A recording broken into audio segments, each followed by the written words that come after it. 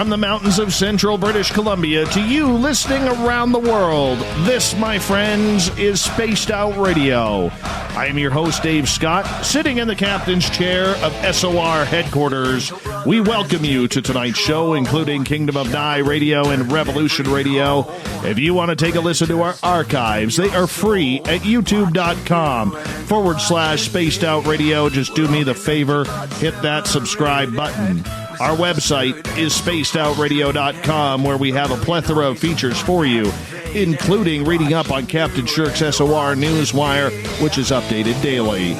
Tonight's show is brought to you by the Mighty Moose Beard Oil Company. It's 100% Canadian, 100% natural, taking care of beards around the world. Visit MightyMooseBeard.com. Use promo code SOR2019 today.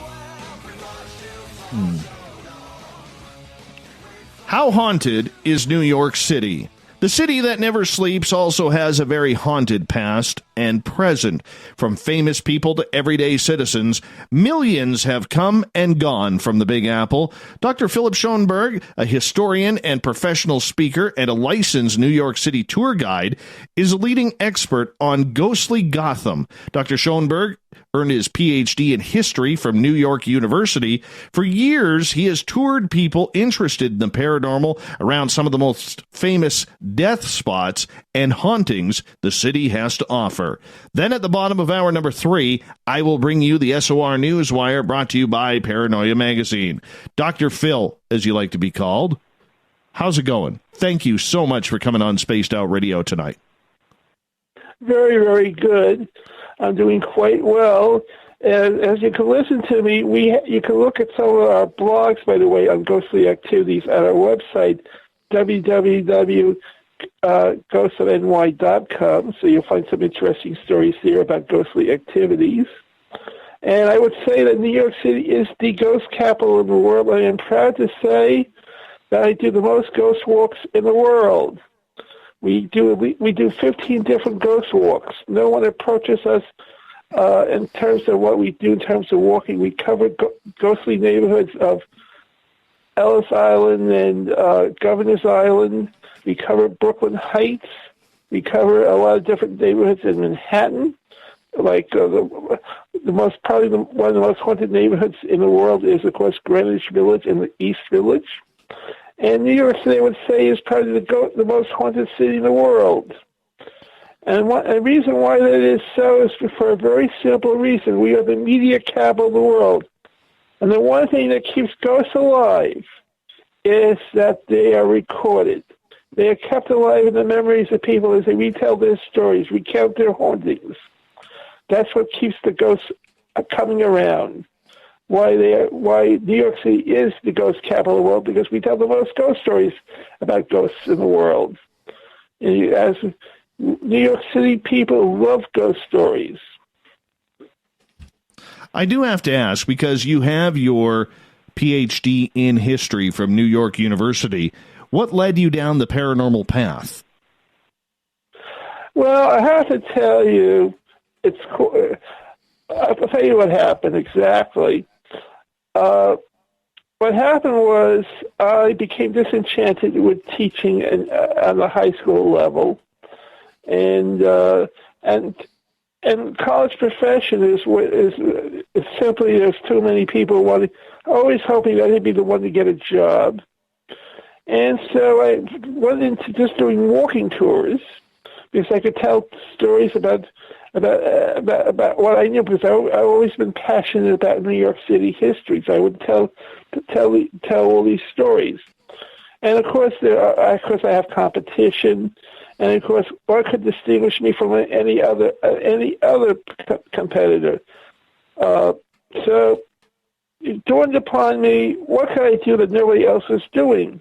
And I realized there was a market in ghost stories. That ghost stories weren't just for Halloween. They weren't just for the month of October. They could be done year-round. And so I created the first tour company that did ghost walks in New York City throughout the entire year. Whether it was winter, spring, or summer, or the fall, we would do ghost walks. And I am a skeptic. And we always tell people, we tell that half the world is skeptics, half the world are magicians. I say are believers. I say that way. I would like to say magicians and believers. Magicians are doubtful, like Harry Houdini, and then there are believers that believe that there's something more than just being your body goes into the ground.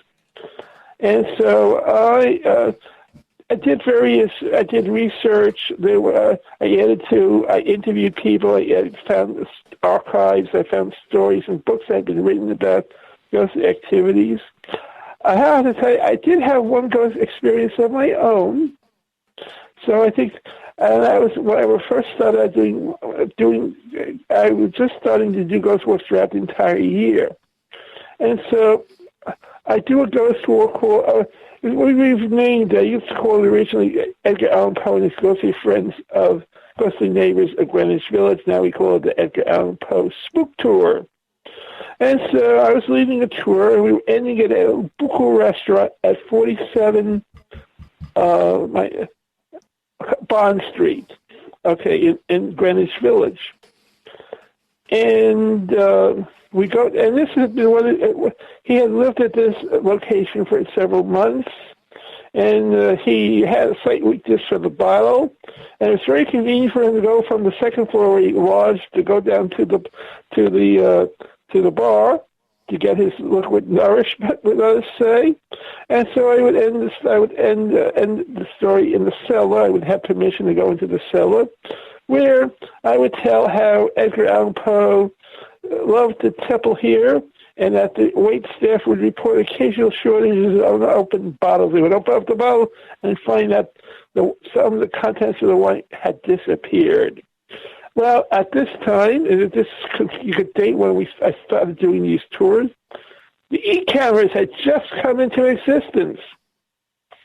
And so we decided to take some of the people on the tour wanted to take a group photograph to remember what they had seen. And so we got asked one of the wait people to take our group photograph.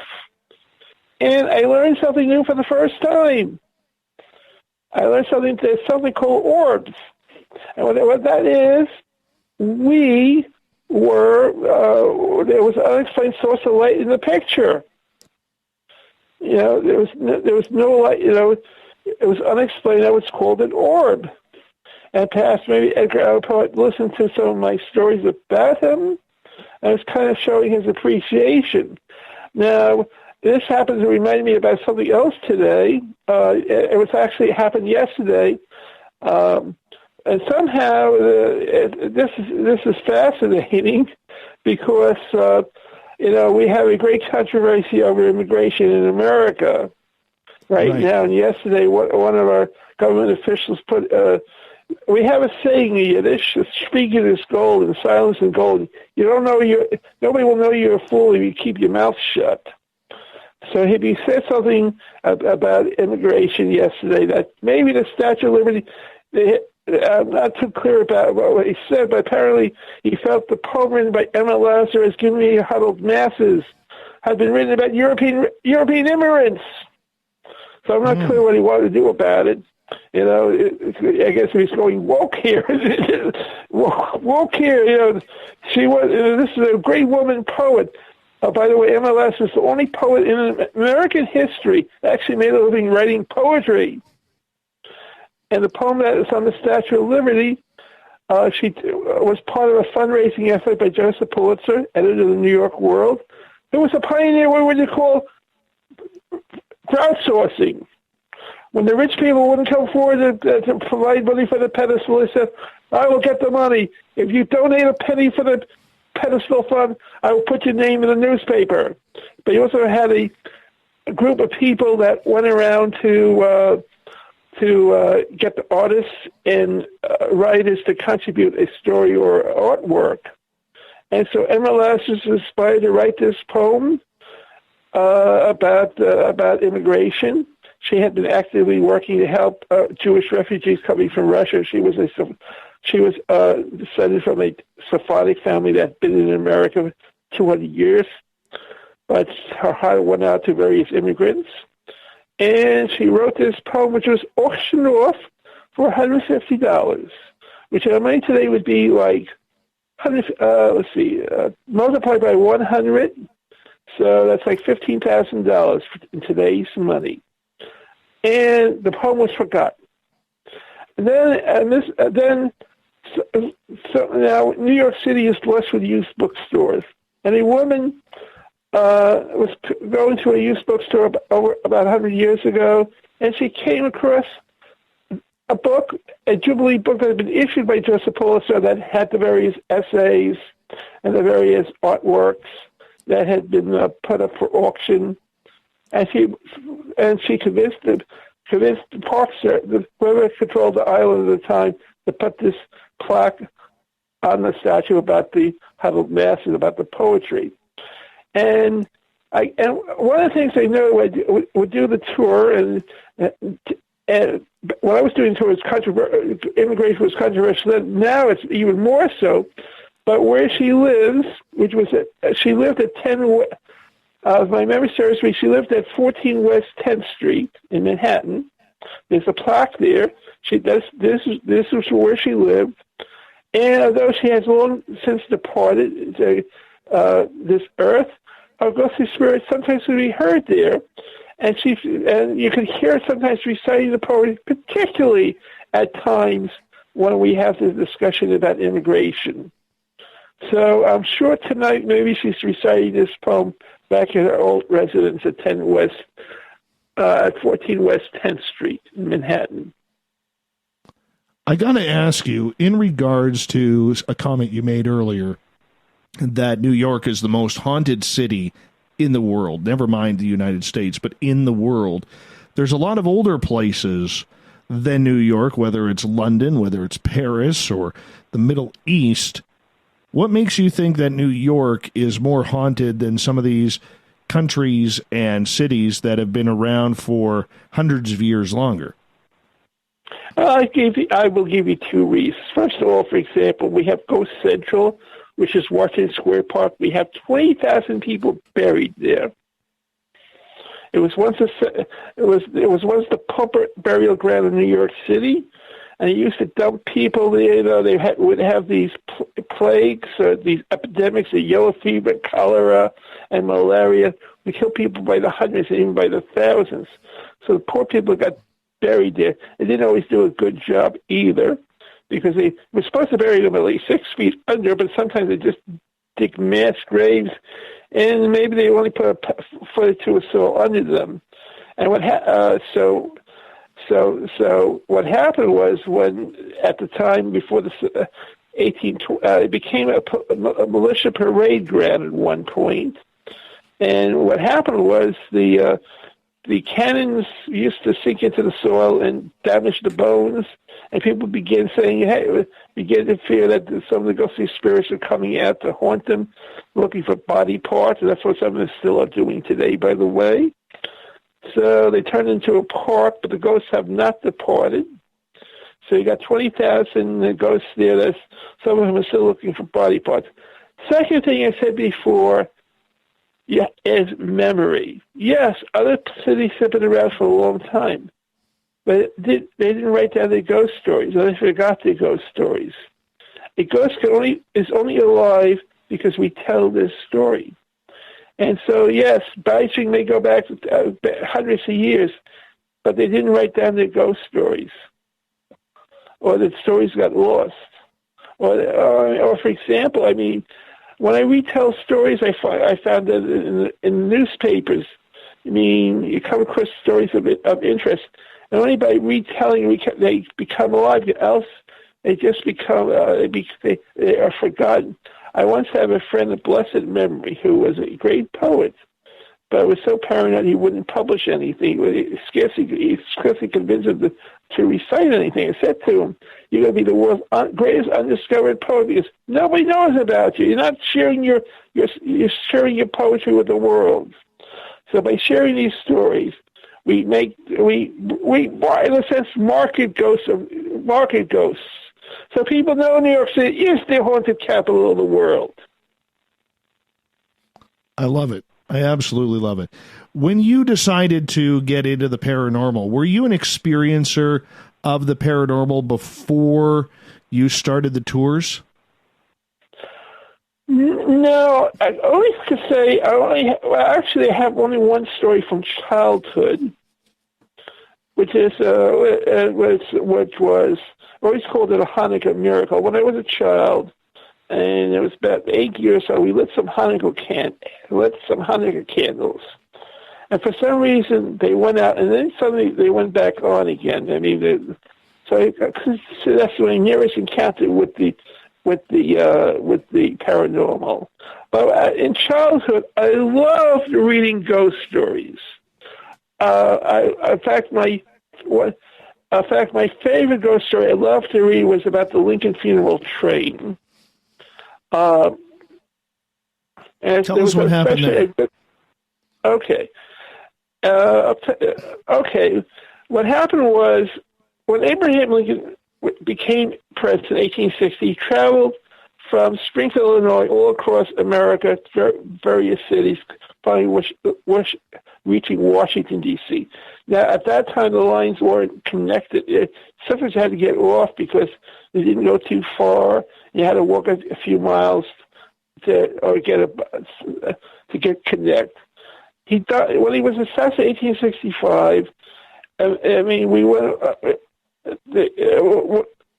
North went all out to honor his memory, and what happened was they made sure that all the lines were interconnected, so that you could have a smooth passage from one end to the other. That was what. The other thing was you have a man by the name of Mr. Pullman who invented the Pullman sleeping car. They had trouble. He had trouble getting railroads to buy it. You know, I mean, if you had been on a railroad before a sleeping car, it had been the most uncomfortable experience, to say the least. So I had a brilliant idea. I will donate my Pullman car for the use of carrying Abraham Lincoln's corpse. And so Abraham Lincoln made a reverse trip, going from Washington. Along the way, his corpse stopped all the various cities along the way, where people spent half a day viewing his body before he was finally buried in Springfield, Illinois. His wife insisted. You know, there were a lot of people wanted him to be buried in Washington, D.C., but his wife insisted. Mr. Lincoln and I decided we'd be buried at the cemetery in Springfield, Illinois. That's where he wanted. That's where we should honor his wish. Now, what happened was, over the years, people report seeing his train in various sections of the country, particularly in April. Every spring, they see what appears a couple of train cars with the steam locomotives, and sometimes they see a ghostly band playing in Union Army uniforms. I especially like the ghost story version of the train going from roughly from Grand Central Terminal, the equivalent, all the way to Albany along the Hudson River Valley. That was a great descriptive story about so I would say that's probably the greatest ghost story. The number of people claim to have seen his train is probably the most fantastic ghost phenomenon in the United States that takes place in the most states of any ghostly phenomena. Which reminds me about Edgar Allan Poe. Edgar Allan Poe is probably the most popular ghost in America because he's been reported in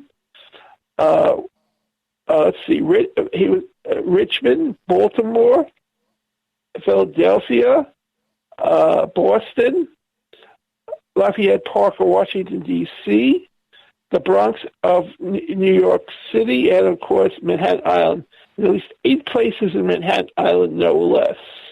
He was what happened was he was a middle-class guy who spent money, a middle-class lifestyle, but didn't always have the income to obtain it. So he would sometimes have to take a fast pattern in the night, skip out paying his rent He goes to find another location to haunt. So he's probably the most popular ghost in New York City in terms of the various sites that he's reported to be haunting, and also outside of New York City. And also sometimes simultaneously.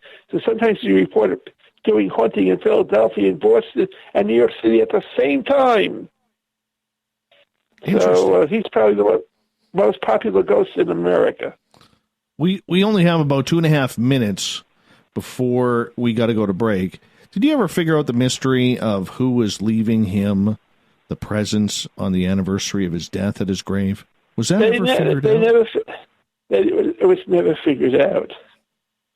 No one ever figured it out. Though it reminds me of a very quick story where he lived in New York City for the longest period of time, which is on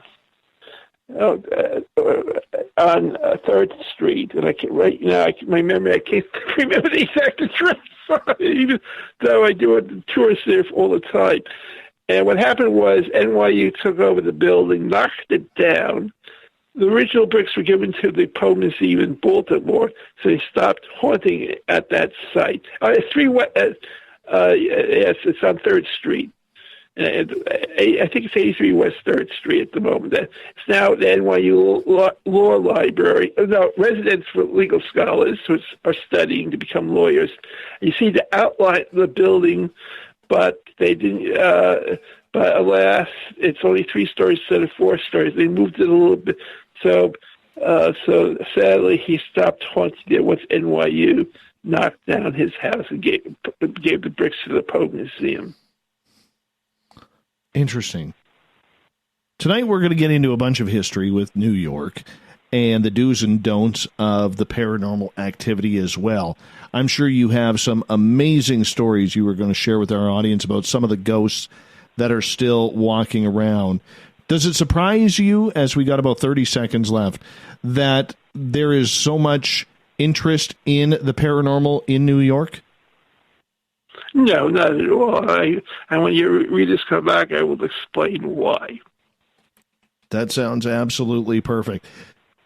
Dr. Philip Schoenberg is our guest tonight on Spaced Out Radio. We're talking ghosts of New York City tonight. It's going to be a very, very intriguing night of scary tales. And you know what? If you're ever heading to Manhattan or New York City, you got to go on this tour. You just have to. Pub crawls, tours, museums, houses. He's all over the place with his tours. One of the best in the world. GhostsofNewYork.com is the website.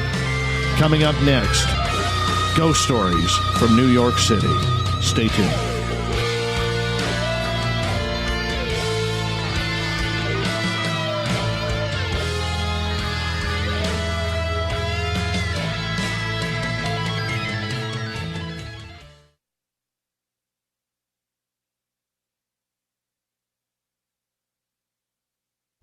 Hey, Spaced Out Radio listeners, it's Dave Scott. I want you to check out a great documentary I'm involved in called Beyond the Spectrum, Mosson's UFO Files. Directed by Darcy Weir, the film follows Jaime Mosson's journey for mainstream journalistic truth in ufology in Mexico. Beyond the Spectrum can be found on Amazon Prime. If you're a member, watch it free. It's worth the watch.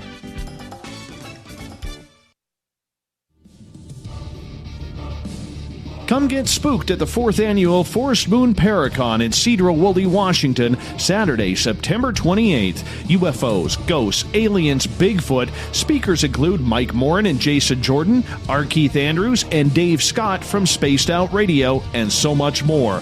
There will be workshops and a VIP roundtable. Get early bird tickets now at fmparacon.com. Are you intrigued by Paranormal Talk Radio? You'll love the new Paranormal Radio app from TalkStream Live.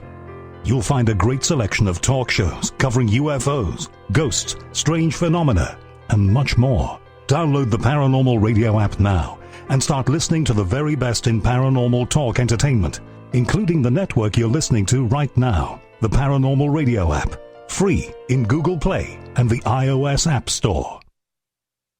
Looking for the stories of the strange and weird that you will find hard to find anywhere else? Check out the SOR Newswire on our website. Our writers, led by Captain Shirk, are scouring the world for the oddest and most bizarre stories we can find. Everything from weird crime to suspenseful and paranormal. We're working hard for you to bring you the most intriguing news of your day. Check out the SOR Newswire at spacedoutradio.com today. A timepiece is a reflection of who you are, and what better way to show off the real you than with an Escape watch? Escape is a lifestyle brand accessorizing your days and nights. Choose to escape and create the life of discovery that you deserve. Dream, play, unite with your own personalized Escape watch. Head to escapewatches.com. There is no time like the present to enjoy your escape. Use promo code SMF2017 for your 20% discount today. Are you having encounters with the paranormal, supernatural, or ufological that you cannot explain?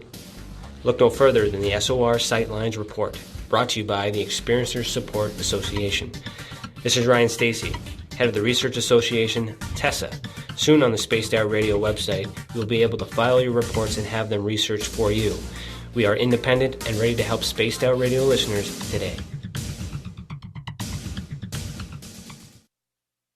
Heading to Vancouver and looking for a night on the town? The Moose Vancouver is the bar that never stops rocking until 2 a.m. every night. The Moose has great food with everything on the menu from $6.95 to $8.95. Fantastic, vibrant staff and rock and roll that will bring you back to when the music was real, the hair was long, and the guitars were rocking. Get your party on at the Moose Vancouver, the official party bar of Spaced Out Radio. Hello, this is your guitar man, Ron Bumblefoot THAL, and I have to tell you, I love the response I get for Little Brother is Watching from Spaced Out Radio fans. It's amazing how music can inspire and make people think deeper about what's going on in the supernatural world. You can head over to my website, bumblefoot.com, to check out my music, my guitar workshops, my touring, even check out some of the hot sauces that I'm working on. And make sure you keep on listening, because with Spaced Out Radio, you know Little Brother is watching. Every night on Spaced Out Radio, we have places for you to hang out. Hi, this is Carl. Join our SOR Space Travelers group on Facebook for live chat. On Twitter, using hashtag Spaced Out Radio, you can also join us in our Spreaker chat room. Check us out on Instagram at Dave Scott SOR. All of our archives are free on YouTube at Spaced Out Radio. By the way, I'll be watching you at your window until you do. Bye! From the heartlands of Canada to beards around the world, we know how to take care of you. Fill your follicles with the Mighty Moose Beard Oil. All our oils and balms are handmade and 100% natural ingredients because we care about your beard. And hey, use the promo code SOR2019 and get your Mighty Moose Beard Oil today. You can check us out on our website, mightymoosebeard.com.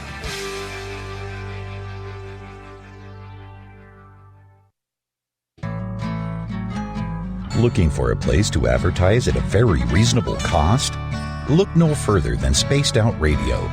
SpacedOutRadio.com has an advertising tab that you can click to check out our daily, weekly, and monthly packages to play on the radio, or our website including social media. From commercial spots to banners, we have it all. Check out our competitive pricing today. Coming soon to our website, spacedoutradio.com, is the SOR Space Travelers Club. For just $5 a month, you can get into a private area on our site where you can hang with other listeners in our chat room, post in our forum, and check out a bunch of exclusive content and store that won't be found anywhere else, including a nightly after-show party with Dave. It's going to be the best $5 a month you're going to spend. The SOR Space Travelers, only at spacedoutradio.com. Coming up this September 21st and 22nd, all UFO eyes will be focused on Toronto for the 4th Annual Alien Cosmic Expo. Come listen to some of the biggest names and experiencers in ufology. Travis Walton, Paul Hellyer, Richard Dolan, Paula Harris, Grant Cameron, Randy Kramer, and Spaced Out Radio's own Dave Scott. Tickets are on sale now at aliencosmicexpo.com.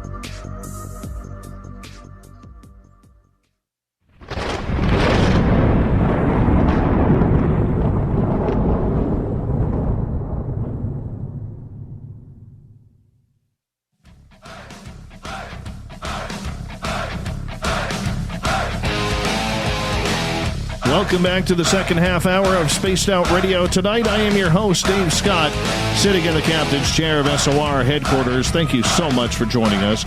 Reminder to all of you that if you've missed portions of this show or others, you can always check out our free archives at youtube.com/Spaced Out Radio. Just do me the favor, hit that subscribe button. Our website is spacedoutradio.com, where we have a plethora of features for you. More coming.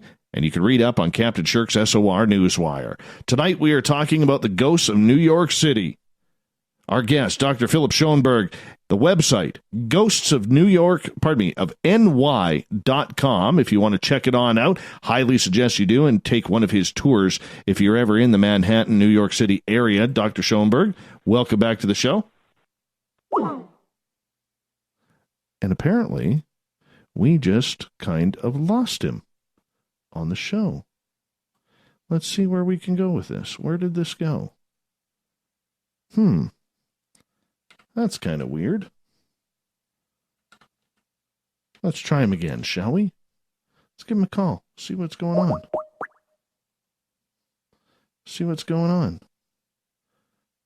on. Well, there's one way to do this. There's one way. Skype is being Skype as per usual here. So what we're going to do is do this. I don't understand what is going on with my Skype right now. I really don't. This is kind of weird. All right.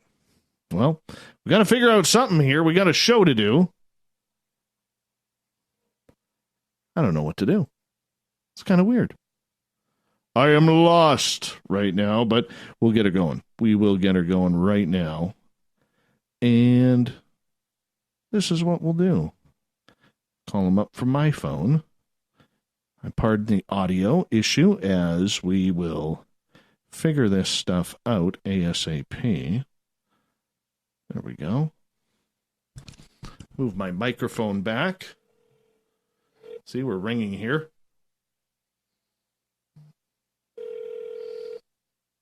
What happened? I don't know what happened. My Skype seemed to go a little bit wonky there, so I've got you on my cell phone, and we're going to try and continue it this way here. And I got my phone. If you have a problem, you have my landline, by the way. No, it isn't the phone number. Something to do with my Skype. So we're going to continue on here. And if, I apologize about this. It's just a typical Skype issue here, so just bear with me. I'm getting my phone stand out as the people are like, oh, hurry the hell up, Dave. God, give us a show already. Give us a show. Give me 2 seconds here because I have to get this set up here. And we'll go like this. And if you saw what I'm doing here, I'm getting my phone. I got this phone stand here that I'm just getting set up, so this is going to work just perfectly, I think. I hope. And there we go. Let's try this out like this. All right, Dr. Phil, can you hear me okay? Yes, I can indeed.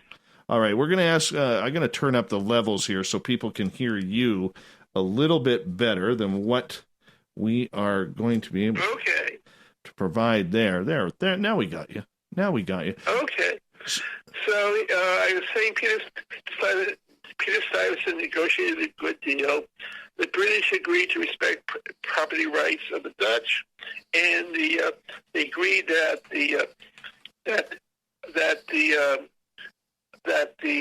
New York would be a bilingual colony, that court cases could be tried in Dutch. So New York colony was the only colony that was officially bilingual at the time of the American Revolution. Peter Stuyvesant stayed on, and what he had done as the Governor General of the Netherlands gave himself a very generous dowry or farm. And what is now, if you go to Stuyvesant Street in the East Village, his dowry of farm consisted of about a good chunk of the East Village, roughly from East River to Fifth Avenue, let's say roughly 23rd Street, I think, to 14th Street, down to what is now Houston Street. So that was a good chunk of Manhattan Island he owned. And he lived to a ripe old age. He died at age 84. In the 17th century he died. That's when he began to haunt. And we have at least 10 different ghost hauntings that are associated with him from the 17th century to the present day. So I'll tell you about some of those hauntings that's been recorded. Now, he, at his home, it was roughly about 3rd Avenue, 11th Street. That's where he had his plantation headquarters, or his Bowery. He actually had he was reported that he loved to surprise the servants. He liked to hear the breaking of pottery and crockery all the time, and so you couldn't keep a good ghost down. Then what happened was the mansion caught on fire, and people knew it was him because they could see a spectral form in Dutch period clothing with a peg leg. Taylor inspected what had once been his home, and he transferred his ghostly activities to his mausoleum, which is part of St. Mark's Church in the Bowery. Now, what happened was, as the city began to develop, his farm became invaluable real estate for residential construction. So his family, thanks to his very large home, were incredibly wealthy throughout the 19th century because of the value of their real estate, which they, of course, would develop or sell off.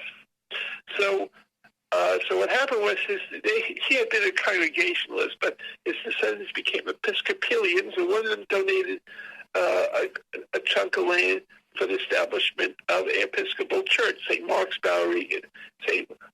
Church in the Bowery. And it's originally an outpost of Trinity Church, but it became an independent parish and church. And so the deal was he'd be buried there. And the mausoleum, of course, also made room for other descendants of Peter Stuyvesant over the years, including 40 black slaves that he had freed upon his death. They're buried there also. So he kept them. So what happened was the next major haunting was about 1830, when the city of New York decided to put through 2nd Avenue. And apparently he tried to scare off the workmen, but he couldn't keep a good ghost down. Didn't work, but he kept on trying. Then on January, now you being Canadians, you would not recognize this date, but on April 14th, 1865, a few Americans would recognize the date also. The bells began to ring out mysteriously from the church tower.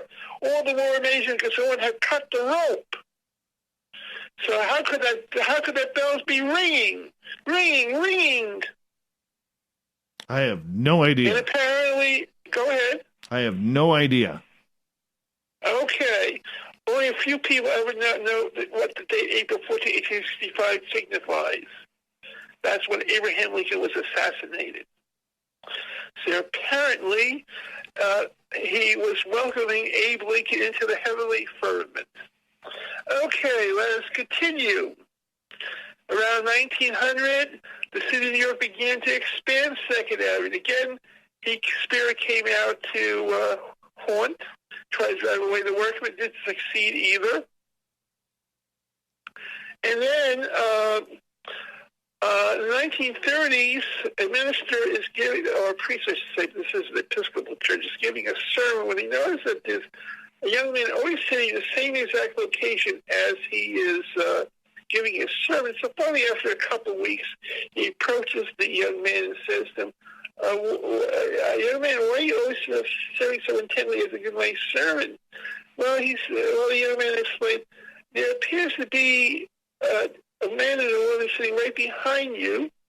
They're chatting a little bit, making a little fun of what you're saying. They're in Dutch period clothing, and one that has a peg leg. And so apparently Peter Stuyvesant had quite a girlfriend over the centuries. So again, you can't keep a good ghost down. Now, one of the then sometime in the 1970s, the congregation is celebrating Christmas, and they're finishing their Christmas prayers, and they're about ready to celebrate with some Christmas cheer, like some good stuff, with some alcohol, when they notice they suddenly hear booming, 98 bottles of rum, 98 bottles of rum, 97 bottles of rum. And the congregation goes to the common room, the refreshment room, to see where they had laid out their Christmas dinner, Christmas luncheon, to spot a figure disappearing through the walls. A man in a Dutch period costume with a peg leg.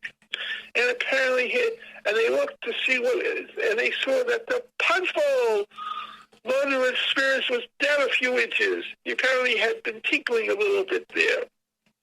So he's the most documented ghost in New York City history, and there are many more stories about him. By the way, the church has rented some of his rooms to raise revenue, and people have occasionally complained that their pets will go to certain parts of the church because they may encounter the spirit of Peter Stuyvesant. By the way, one of the most interesting ghosts there is the fiancé of Washington Irving. Washington Irving's fiancé is buried in the churchyard or graveyard of St. Mark's Church in the Bowery. Now, Washington Irving is considered by Charles Dickens, who is, of course, a great ghostwriter himself, as the father of the English ghost story as well as the American ghost story, because he recorded down a lot of English ghost stories. And, of course, he's famous for writing the story The Headless Horseman. He was engaged, and young Matilda Hoffman died, unfortunately, and he just couldn't marry anybody else, so he was never married, but her spirit sometimes is reported still in the churchyard, moaning the fact that she never got married to her beloved Washington Irving. I want to ask you a question here, and it's probably a little bit controversial with everything that has gone on in recent history. How off limits, and I mean this with all due respect, is paranormal around the 9/11 area?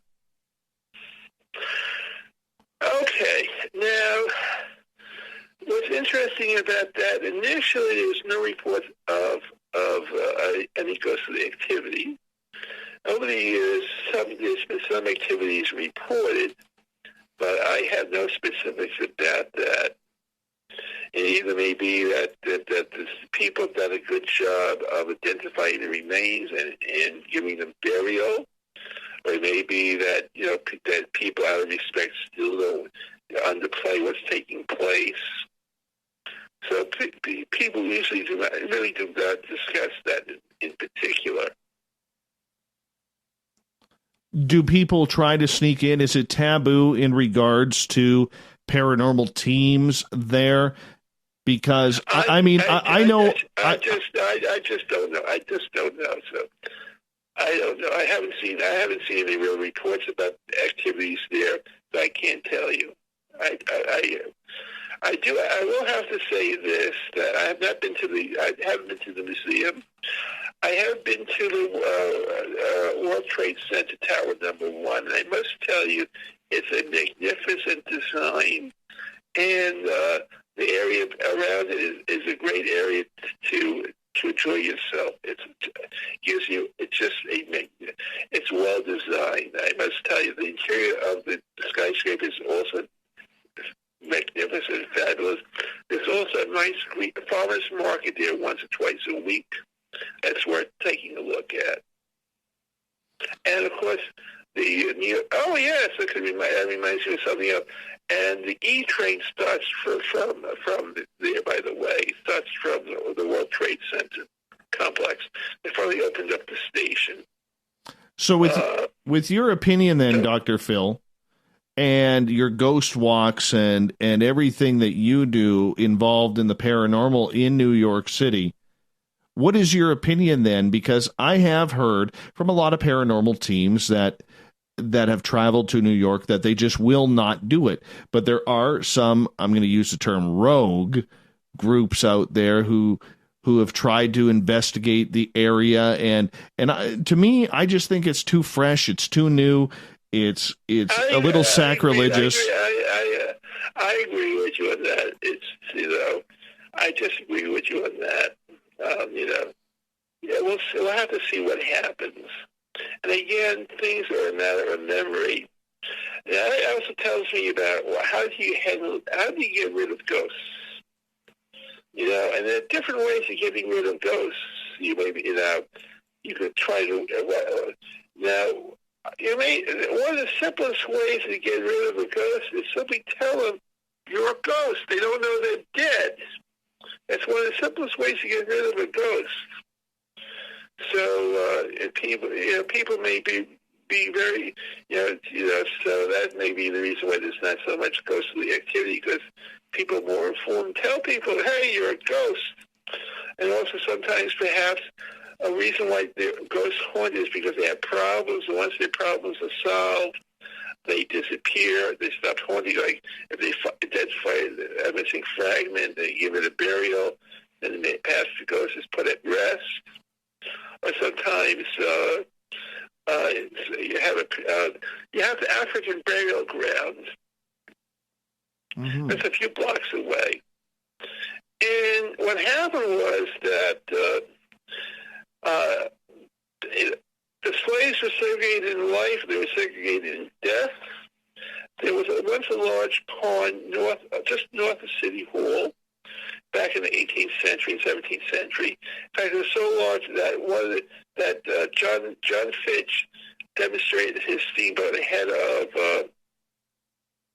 Robert Fulton, except Robert Fulton developed a more efficient steam engine than John Fitch did. But the point is about what happened was that was area density where the African slaves were buried. And then as the city grew northward and the area became polluted, they chopped down the hills and filled in the pond. It was called Collect Pond, by the way.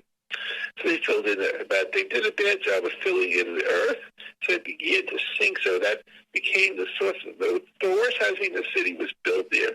Because the ground kept on sinking. That was the Lower East Side, by the way. That became that was the 5 Points was part of the Lower East Side. So anyway, what happened was that eventually it became a government said they built a couple of courthouses. This federal state courthouses in what used to be the 5 Points and what used to be the Collect Pond. And then they were going to build a new federal courthouse and began to expand upon it. When they came across some of these bones now, of course, we live in more sensitive times now. So it wasn't that, okay, we found these bones, we'll just throw them away. Now the people are mobilized. There are interest groups. And so African American groups, and there was also some white groups joined in for preserving that part of the African burial ground and to reinter those bodies that would move to make way for the construction project. So over the years, this area has probably been the most area that has been where it has had the most spiritual cleansings, let us say, by every possible group you can imagine. Traditional African groups, American Indian groups, Catholic groups, Jewish groups, Protestant groups, Muslim groups. Because some of the slaves had been Muslims, by the way. So they could put the people at rest. So that has probably been the most prayed over piece of ground in the United States. Give the spirits rest. We only got about 3 minutes before we got to go to break at the top of the hour. Dr. Phylth Schoenberg is our guest tonight on Spaced Out Radio, talking ghosts of New York. In regards to the areas that are taboo to investigate around New York outside of where the World Trade Centers stood? Are there any other areas there that are just no-go zones when it comes to paranormal investigation? Well, it's very simple. It's called private property. You just can't go into somebody's private property to investigate. And most of the time, most people don't want to be subject to paranormal investigations. I mean, most of the time, they don't believe in it, or if they find anything that's going to bring down the value of their property. There's one of the most 1920 Gramercy Park is supposed to have a ghost or two. And over the years, it was built around 1860 approximately. And it's been interesting is they have some ghostly activity documented there. And despite the fact that the ghostly activity has been documented, the value of the property is one of the largest mansions in Manhattan, brownstones you would call it, in Manhattan. The property value has gone up over the years. So the last time around, it was sold for $2 or $3 million. No, I think it was sold for $15 million. So despite the presence of ghostly activity, apparently it hasn't brought down real estate value. It reminds me of an Abraham Lincoln story. A young boy was asked by his father to sell a horse. And he purchases a buyer comes and says, "There's a horse that has the spivins." Now the young man thought about it. What could he say? Then he had a bright idea. He said, "If the spivins is good for the horse, then the horse has the spivins. If the spivins is not bad for the horse, it's bad for the horse. It doesn't have the spivins." So if you think that ghosts are good for real estate, you boast about what you have. And if you don't think ghosts are bad for real estate, you try to hide the fact that you have any ghostly activity. Interesting. We only got about 30 seconds here before we need to go to air or to break at the top of the hour. And I'm curious in regards to what you do. How much fun is it? How much fun is it taking these tours?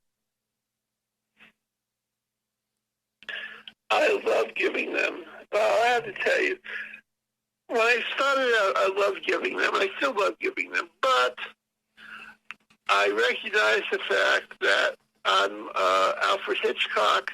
I'm not Clint Eastwood. Clint Eastwood can act. He can write. He can script. He can direct. And Alfred Hitchcock can only write and direct. So I know that great as I am at telling the story, that people... Dr. Phil, I'm going to get you to hold on right there because we're going to hop out for a break here at the top of the hour. More Ghosts of New York on Spaced Out Radio next in hour 2.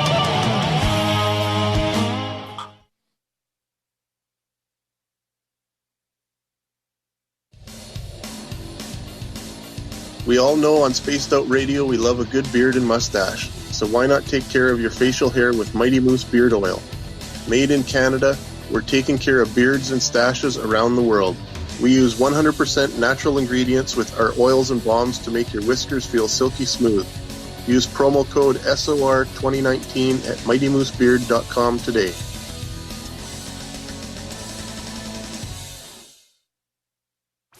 Come hang out with Spaced Out Radio, where we own the night. This is Carl. You can follow Dave on Twitter at Spaced Out Radio, and during the show, use the hashtag Spaced Out Radio to chat with us live. On Instagram, at Dave Scott SOR. On Facebook, give our page a like, Spaced Out Radio Show.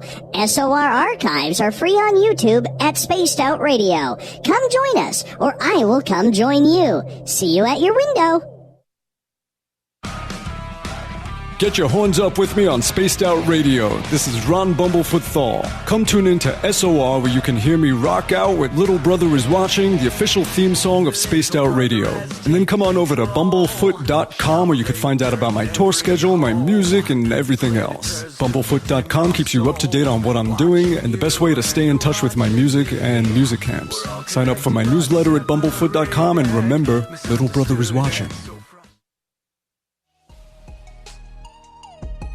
Canada's largest UFO conference is ready to roll in Toronto this September 21st and 22nd at the Alien Cosmic Expo. This year is about the experience. Listen to the stories of Dave Scott, Travis Walton, Paula Harris, Grant Cameron, Ryan Stacey, Richard Dolan, Leslie Mitchell-Clark, and more. Get your tickets now at aliencosmicexpo.com.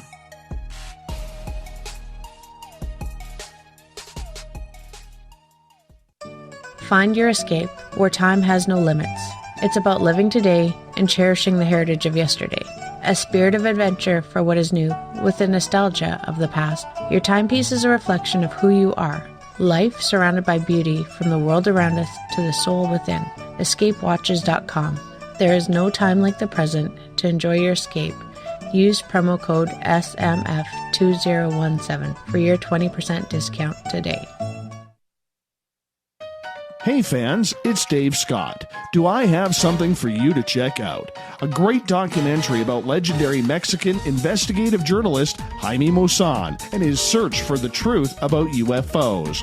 Beyond the Spectrum, Maussan's UFO files can be found on Amazon Prime. It's free to watch if you're a member. You might even hear me in it. So check out Beyond the Spectrum, only on Amazon Prime. The Call of the Wild is in Vancouver. The Moose Vancouver is one of the hottest bars and restaurants in the city. Open until 2 a.m. nightly, the Moose will rock you like a hurricane all night long. Great food with everything on the menu at $6.95 near the corner of Nelson and Granville. Get your horns up and come rock with us. The Moose Vancouver, the official rocking bar of Spaced Out Radio. Visit purpleplates.com today. For over 40 years, the Purple Energy Plates have been delivering amazing results for their many customers. Inspired by the great genius Nikola Tesla, the harmony, healing, and energetic effects of the plates have proven over and over to be beneficial and often miraculous to thousands of customers. Check their site for daily specials and choose from their many energy products. You won't be sorry. Visit them today at purpleplates.com. Are you having encounters with the paranormal, supernatural, or ufological that you cannot explain? Look no further than the SOR Sightlines Report, brought to you by the Experiencers Support Association. This is Ryan Stacey, head of the Research Association, TESA. Soon on the Spaced Out Radio website, you'll be able to file your reports and have them researched for you. We are independent and ready to help Spaced Out Radio listeners today.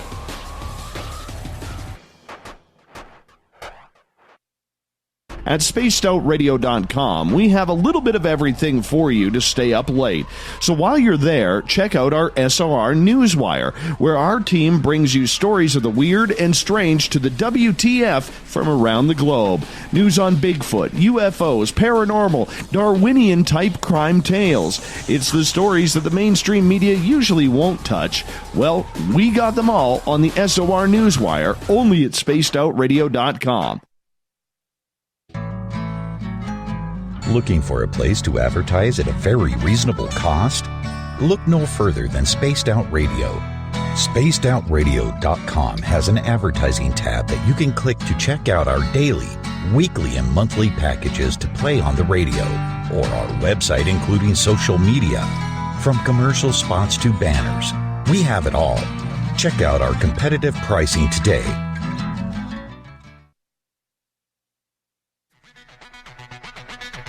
Come get spooked at the 4th Annual Forest Moon Paracon in Cedar-Woolley, Washington, Saturday, September 28th.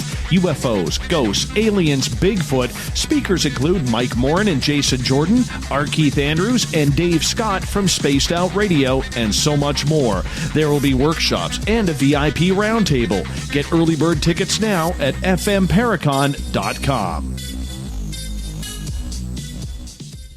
We are getting ready to relaunch the SOR Space Travelers Club at spacedoutradio.com. For $5 a month, you can join us for a plethora of features found nowhere else. Hang out in a private chat room during the show and after party. You can check out some exclusive content and a store specifically for you, as well as a private listener forum where you can post your thoughts, stories, and pictures. The SOR Space Travelers Club, coming soon to spacedoutradio.com. So, you love talk radio? Then you'll love TalkStreamLive.com. TalkStream Live is always on, 24/7, with the best streaming talk shows. Find your favorite talkers and discover some new ones. It's free, readily available online or on mobile with any smartphone or tablet. Finding your favorite talk shows all in one place has gotten a whole lot easier. Just go to TalkStreamLive.com. Be sure to download the free apps from Google Play or the iTunes App Store. The freedom to post what you want, when you want. That's the social media freedom you need. Social Media Freedom is the free app in your app store. No need to worry about going to jail or being shadow banned any longer. It's the freedom to say what you feel. The freedom to know Big Brother isn't watching. It's the way social media is supposed to be. Social Media Freedom. It's time to set yourself free. Download from your app store today. You're listening to Spaced Out Radio with Dave Scott. Follow Dave on Twitter at Spaced Out Radio and on Facebook, Spaced Out Radio Show. Welcome back to hour number 2 of Spaced Out Radio tonight. I am your host, Dave Scott. Thank you so much for being with us. Want to say hi to everyone listening in on KDNF AM 1560 in Dangerfield, Texas, UPRN 107.7 FM in New Orleans. In Ridgecrest, California, KZFX 93.7 FM, KDUN AM 1030 in Reedsport, Oregon, and we're on WQEE 99.1 FM in Noonan, Georgia. On the digital side, hi to everyone listening in on Revolution Radio and Kingdom of Nye Radio. Good to have you with us. Don't forget, you can check out all of our archives for free at youtube.com/Spaced Out Radio. Just do me the favor, hit that subscribe button. The Desert Clam has set the password for tonight in the SOR Space Travelers Club. Mecanofascist. Mecanofascist is your password. Use it wisely, Space Travelers, as the Clam sets a password each and every night right here on Spaced Out Radio. Our website is spacedoutradio.com, where we have a plethora of features for you, including listening and reading up on Captain Shirk's SOR Newswire. Tonight we are talking about ghosts in New York City. From New York, we have Dr. Philip Schoenberg. His website is ghostsofny.com. He has an incredible tour there, and it's only $20 a person. If you're a veteran, senior, or a child, 25 if you're an adult. Dr. Phil, welcome back to the show. Thank you so much. We got the phone issue figured out, and we're off and running as we should have been. Appreciate your time. Thank you very much. You can read more about my ghost stories in Ghosts of Manhattan by me, Philip Ernest Schoenberg. I was just thinking about one thing, nothing about ghosts, but very relevant to us. Thank God bless commercials, because they were invented in New York City. Back when radio first came about, trying to figure out how to support it. Do people send in contributions? Do people get grants? Do charities... Do the companies that produce the radios set up the programs for the commercial sales? Do they ask the government to fund things? And someone had the bright idea, why don't we charge for something to promote products? So the very first commercial in New York City advertised a real estate development in Queens, where I live. It advertised a real good real estate company about garden apartments for an area of Queens that is now called Rego Park. And because of that, we have this proliferation of all the different programs of every conceivable kind made possible by advertising. So even though you may resent commercial interruptions, they give you freedom of choice. Nice. So let me continue. I was thinking about Edgar Allan Poe, and Edgar Allan Poe is a very fascinating character because even today, you remember the movie, you can make it in New York, you can make it anywhere. And his ambition was he wanted to come to New York City. He wanted to be a great poet. And back then, being a great poet was being like a rock star today. I mean, and he was a great story writer. Now, you have to realize, so what happened was he won a $50 prize in Philadelphia writing The Gold Bug. Now, that $50 was like equivalent of like $5,000 today in terms of money.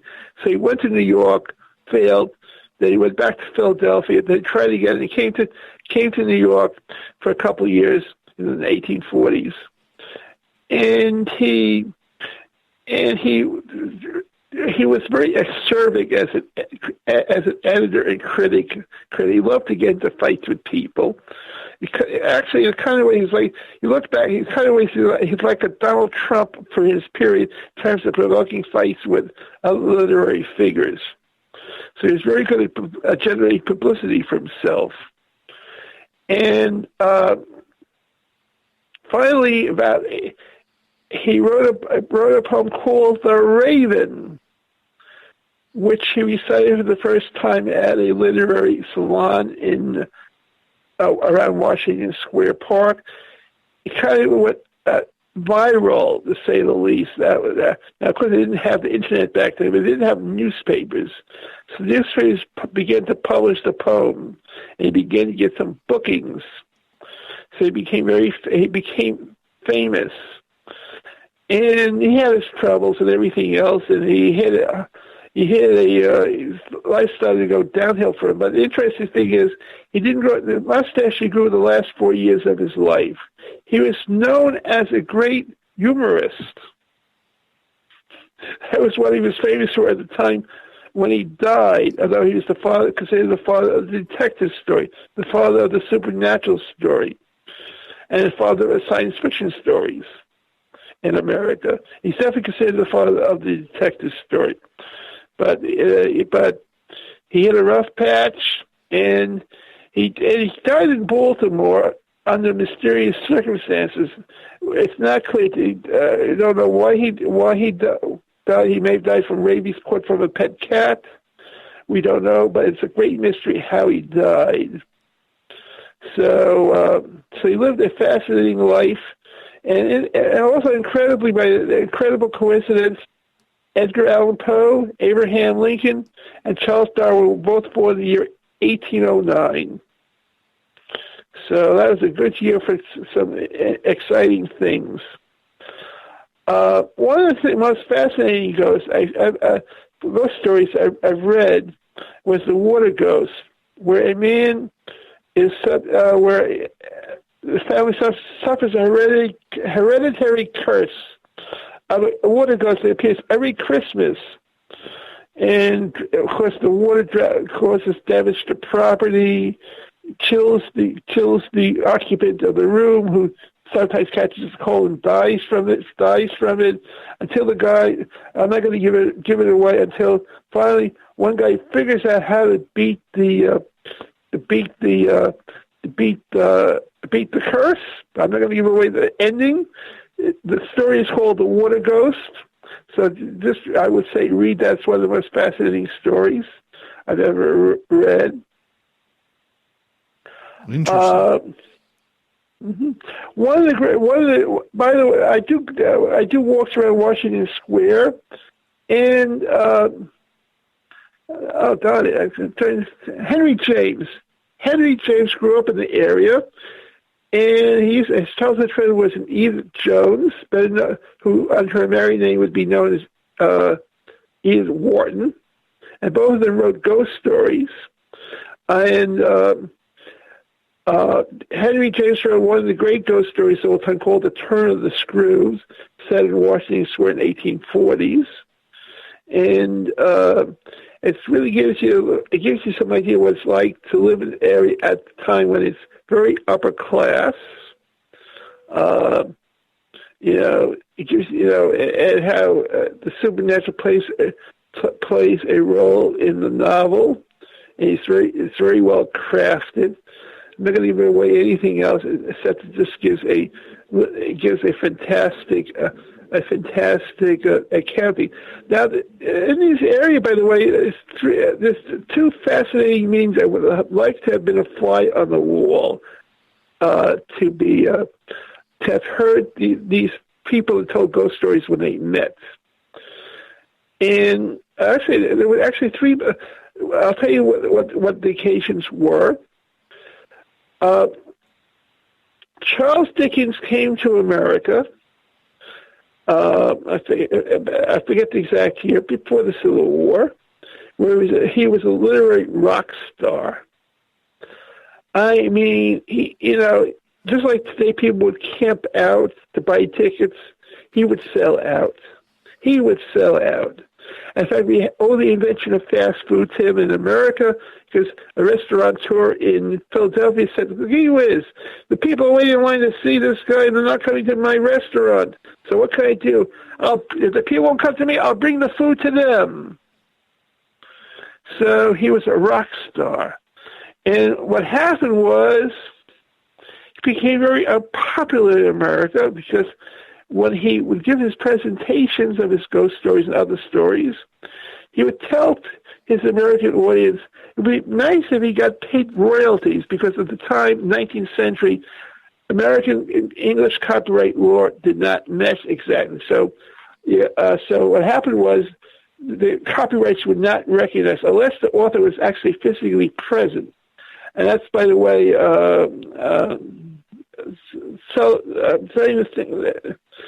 the Pirates of Penzance.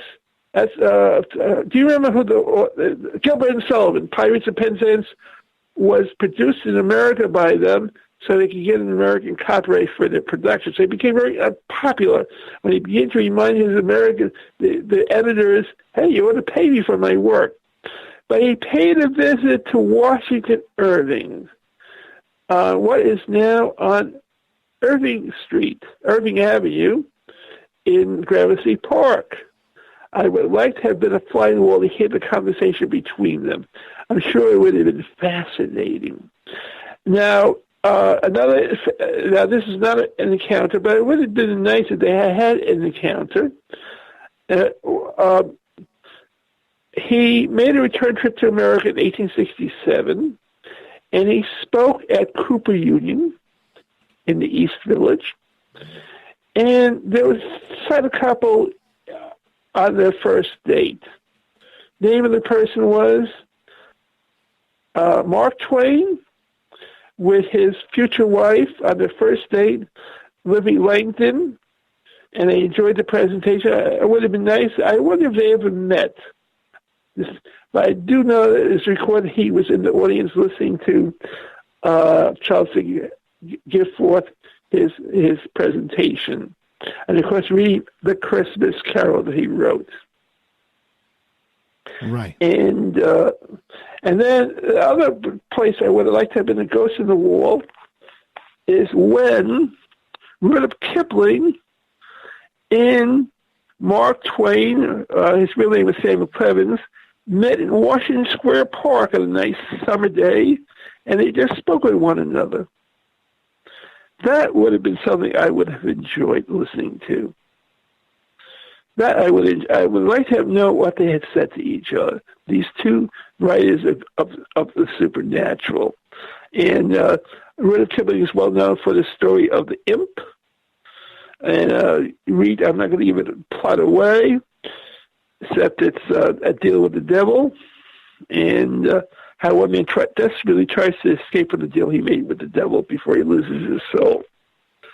And Mark Twain, by the way, did write a ghost story, close to a ghost story. Now, he did not believe in ghost stories, so he wrote a mocking ghost story, and where he gets haunted by a ghost who is, in fact, haunting a fake corpse of himself. What happened was, back in upstate New York, someone claimed he discovered a biblical giant in stone. And, so the locals are visiting the giant. They're lined up. P.T. Barnum came up trying to buy the supposed fossil of this giant from biblical days. Got to know. So he hired someone else to make his own version of a ancient man from long ago, from biblical era. So that's where it's why Mark Twain wrote a story where the ghost is haunting his fake corpse. And he ends the story with the fact that the corpse steals some of his stuff when he leaves the room. So what happened was, where he lived at the time, which is I think my memory, he lived on 10th Street. He was a neighbor of actually, it would be, he lived somewhere after Emma Lazarus on the same street. But he did report that someone tried to come down the chimney, or it seemed to be haunting, and he fired a shotgun, and the ghost withdrew a little blood. So I'd like to get to some audience questions here because they are building up for you. Let's start out with Kevin, and he is asking Dr. Phillip, are there any of New York City's famous bridges haunted? Brooklyn Bridge. Until they built the Empire State Building and then they built the World Trade Center, Brooklyn Bridge was suicide central. You want to commit suicide, you go to Brooklyn Bridge and that's where you try to jump off. Most of the time in New York City, police department would be able to save people from themselves, but occasionally people would succeed. And ever since then, some ghostly spirits have been reported. Sometimes police have been summoned to rescue people that actually turned out to be ghosts. Really? And by the way, to promote myself here, I operate another company called NYC Walks, and we do a Brooklyn Bridge walk into the New Year. And last New Year's Eve, we had over 500 people showing up, including a lot of Canadians, both English and French. We give tours both in English, French, and Spanish. So keep that in mind. Continue. All right, next question, still from Kevin. He is asking, have you ever heard of the Chelsea Hotel, and do you believe there are any ghosts there? Well, as I said before, I'm a skeptic personally. But it has a long record of many ghostly activities, such as Sid Vicious. There's supposed to be a ghost there. A lot of people have died under suspicious circumstances. There's a story involving the bar where someone observed that the bottles of spirits began flying around at one point, and there was nobody present. So it has a long tradition of being of various ghostly activities. We have about 5 minutes to go before we're going to break at the bottom of the hour. Dr. Philip Schoenberg is our guest tonight, talking ghosts in New York City. Renee has a question all the way from New Zealand. She is asking, Dr. Philip, where have you gotten the best and most activity in New York City? Okay, in terms of ghosts. Okay, that's a good question. I would say that based upon feedback from my own witnessing, from pictures, it appears to be Washington Square Park. That's where again people are taking seen a lot of orbs. And I do have to say that at the home of Emma Lazarus on 10th Street, we do have an image of her in a window of her residence. So that was the best image I've seen of anybody supposedly be of ghostly activity. But it seems to be Washington Square Park is ground zero for a lot of orbs. All right, let's move on to the next question. Joey is asking, as a historian, do you ever take advantage of your access privileges to do solo walks of the alleged haunted locations in search of validation? Yes, I have. I've done that, because what you want to do is test out things, and you want to find out the story behind it. For example, I got called once to check out ghosts of Luna Park. Well, I didn't actually go to Luna Park in Coney Island. What I did was I just Googled WikiLeaks, and I simply discovered, yes, Luna Park is haunted. Luna Park in Australia is haunted. But somehow, and so there they had a record of haunting at that particular recreation facility, but not the one in Brooklyn. And somehow the ghost hunters lost interest in going to Coney Island.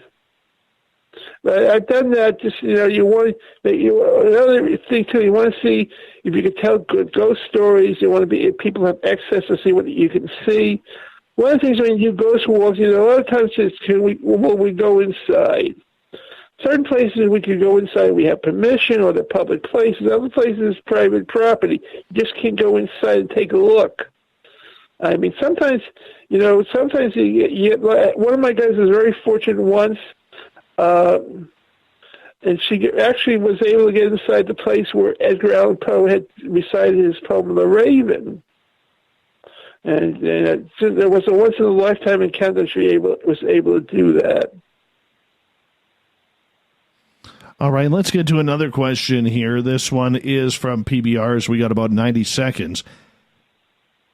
He is wondering if you've ever done any investigations around Yonkers, New York, where the Son of Sam case happened. Well, the Son of Sam case actually took place in Queens, throughout New York City. If my memory serves me, he didn't terrorize people in Yonkers. I actually one time started setting up a ghost walk in Yonkers, but I didn't find any ghost activity connected with the Son of Sam. But I didn't find there was enough people wanted to come to see the tour that it would be a commercial success. Do you find the more famous the cases like Son of Sam and there's been so many popular deaths in New York that those areas are more haunted because people attend those areas and their energy kind of picks up the spiritual activity? Yes, I would say so. As I said before, ghosts live or are active when you tell their stories. So the more people say they see people, the more they haunt, the more they are alive. They have returned to live among us. Let's get to another question here. I think we could sneak it in 30 seconds. Everett is asking, do you have any stories about the Friars Club? Not offhand. I don't have any stories, unfortunately. That's quite okay. Quite okay. Dr. Philip Schoenberg is our guest tonight on Spaced Out Radio. We are talking ghosts of New York City tonight. We're going to get into more of the spirits as we got Dr. Philip for another 60 minutes on this show. It's going to be a lot of fun. If you're in New York and Manhattan, his website, ghostsofny.com is his site. You can read his blog there as well. More Ghosts of New York City coming up on Spaced Out Radio.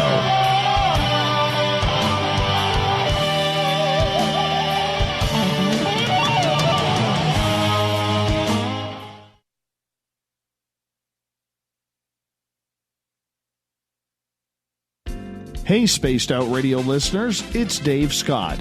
I want you to check out a great documentary I'm involved in called Beyond the Spectrum, Mosson's UFO Files. Directed by Darcy Weir, the film follows Jaime Mosson's journey for mainstream journalistic truth in ufology in Mexico. Beyond the Spectrum can be found on Amazon Prime. If you're a member, watch it free. It's worth the watch. Coming up this September 21st and 22nd, all UFO eyes will be focused on Toronto for the 4th Annual Alien Cosmic Expo. Come listen to some of the biggest names and experiencers in ufology. Travis Walton, Paul Hellyer, Richard Dolan, Paula Harris, Grant Cameron, Randy Kramer, and Spaced Out Radio's own Dave Scott. Tickets are on sale now at aliencosmicexpo.com. A timepiece is a reflection of who you are, and what better way to show off the real you than with an Escape watch. Escape is a lifestyle brand accessorizing your days and nights. Choose to escape and create the life of discovery that you deserve. Dream, play, unite with your own personalized Escape watch. Head to escapewatches.com. There is no time like the present to enjoy your escape. Use promo code SMF2017. for your 20% discount today. From the heartlands of Canada to beards around the world, we know how to take care of you. Fill your follicles with the Mighty Moose Beard Oil. All our oils and balms are handmade and 100% natural ingredients because we care about your beard. And hey, use the promo code SOR2019 and get your Mighty Moose Beard Oil today. You can check us out on our website, mightymoosebeard.com.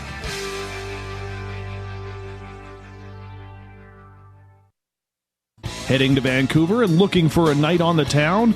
The Moose Vancouver is the bar that never stops rocking until 2 a.m. every night. The Moose has great food with everything on the menu from $6.95 to $8.95. Fantastic, vibrant staff and rock and roll that will bring you back to when the music was real, the hair was long, and the guitars were rocking. Get your party on at the Moose Vancouver, the official party bar of Spaced Out Radio. Are you intrigued by Paranormal Talk Radio? You'll love the new Paranormal Radio app from TalkStream Live. You'll find a great selection of talk shows covering UFOs, ghosts, strange phenomena, and much more. Download the Paranormal Radio app now and start listening to the very best in paranormal talk entertainment, including the network you're listening to right now, the Paranormal Radio app, free in Google Play and the iOS App Store. Every night on Spaced Out Radio, we have places for you to hang out. Hi, this is Carl. Join our SOR Space Travelers group on Facebook for live chat. On Twitter, using hashtag Spaced Out Radio. You can also join us in our Spreaker chat room. Check us out on Instagram at Dave Scott SOR. All of our archives are free on YouTube at Spaced Out Radio. By the way, I'll be watching you at your window until you do. Bye! Hello, this is your guitar man, Ron Bumblefoot THAL, and I have to tell you, I love the response I get for Little Brother is Watching from Spaced Out Radio fans. It's amazing how music can inspire and make people think deeper about what's going on in the supernatural world. You can head over to my website, bumblefoot.com, to check out my music, my guitar workshops, my touring, even check out some of the hot sauces that I'm working on. And make sure you keep on listening, because with Spaced Out Radio, you know Little Brother is watching. Looking for the stories of the strange and weird that you will find hard to find anywhere else? Check out the SOR Newswire on our website. Our writers, led by Captain Shirk, are scouring the world for the oddest and most bizarre stories we can find. Everything from weird crime to suspenseful and paranormal. We're working hard for you to bring you the most intriguing news of your day. Check out the SOR Newswire at spacedoutradio.com today. Are you having encounters with the paranormal, supernatural, or ufological that you cannot explain? Look no further than the SOR Sightlines Report, brought to you by the Experiencers Support Association. This is Ryan Stacy, head of the Research Association, TESA. Soon on the Spaced Out Radio website, you'll be able to file your reports and have them researched for you. We are independent and ready to help Spaced Out Radio listeners today.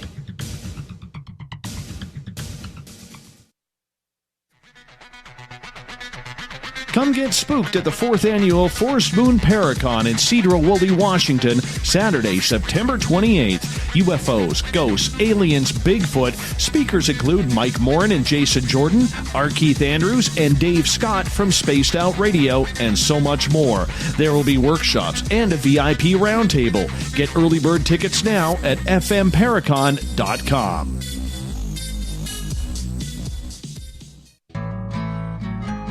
Looking for a place to advertise at a very reasonable cost? Look no further than Spaced Out Radio. SpacedOutRadio.com has an advertising tab that you can click to check out our daily, weekly, and monthly packages to play on the radio, or our website including social media. From commercial spots to banners, we have it all.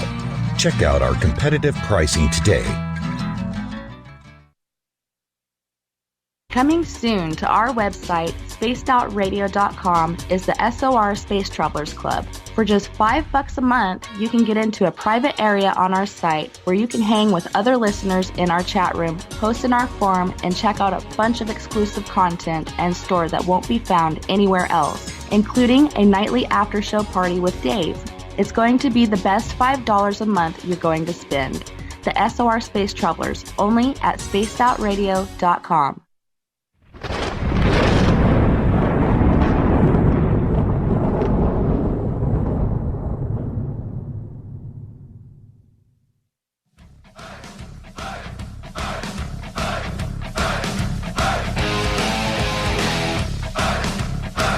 We pass the halfway point of Spaced Out Radio tonight. I am your host, Dave Scott, sitting in the captain's chair of SOR headquarters here in the frozen Canadian tundra. Thank you for joining us. Reminder, if you've missed portions of this show or others, you can always go to our YouTube channel, youtube.com/Spaced Out Radio. Just do me the favor, hit that subscribe button. Our website is spacedoutradio.com, where we have a plethora of features for you, including reading up on Captain Shirk's SOR Newswire, which is updated daily. Tonight we are talking ghosts of New York City. Our guest, Dr. Philip Schoenberg, his website for his ghost tours in New York City is ghostsofny.com. Ghostsofny.com. Dr. Philip, welcome back to the show. I'm so glad to be here. Well, we're glad to have you as well.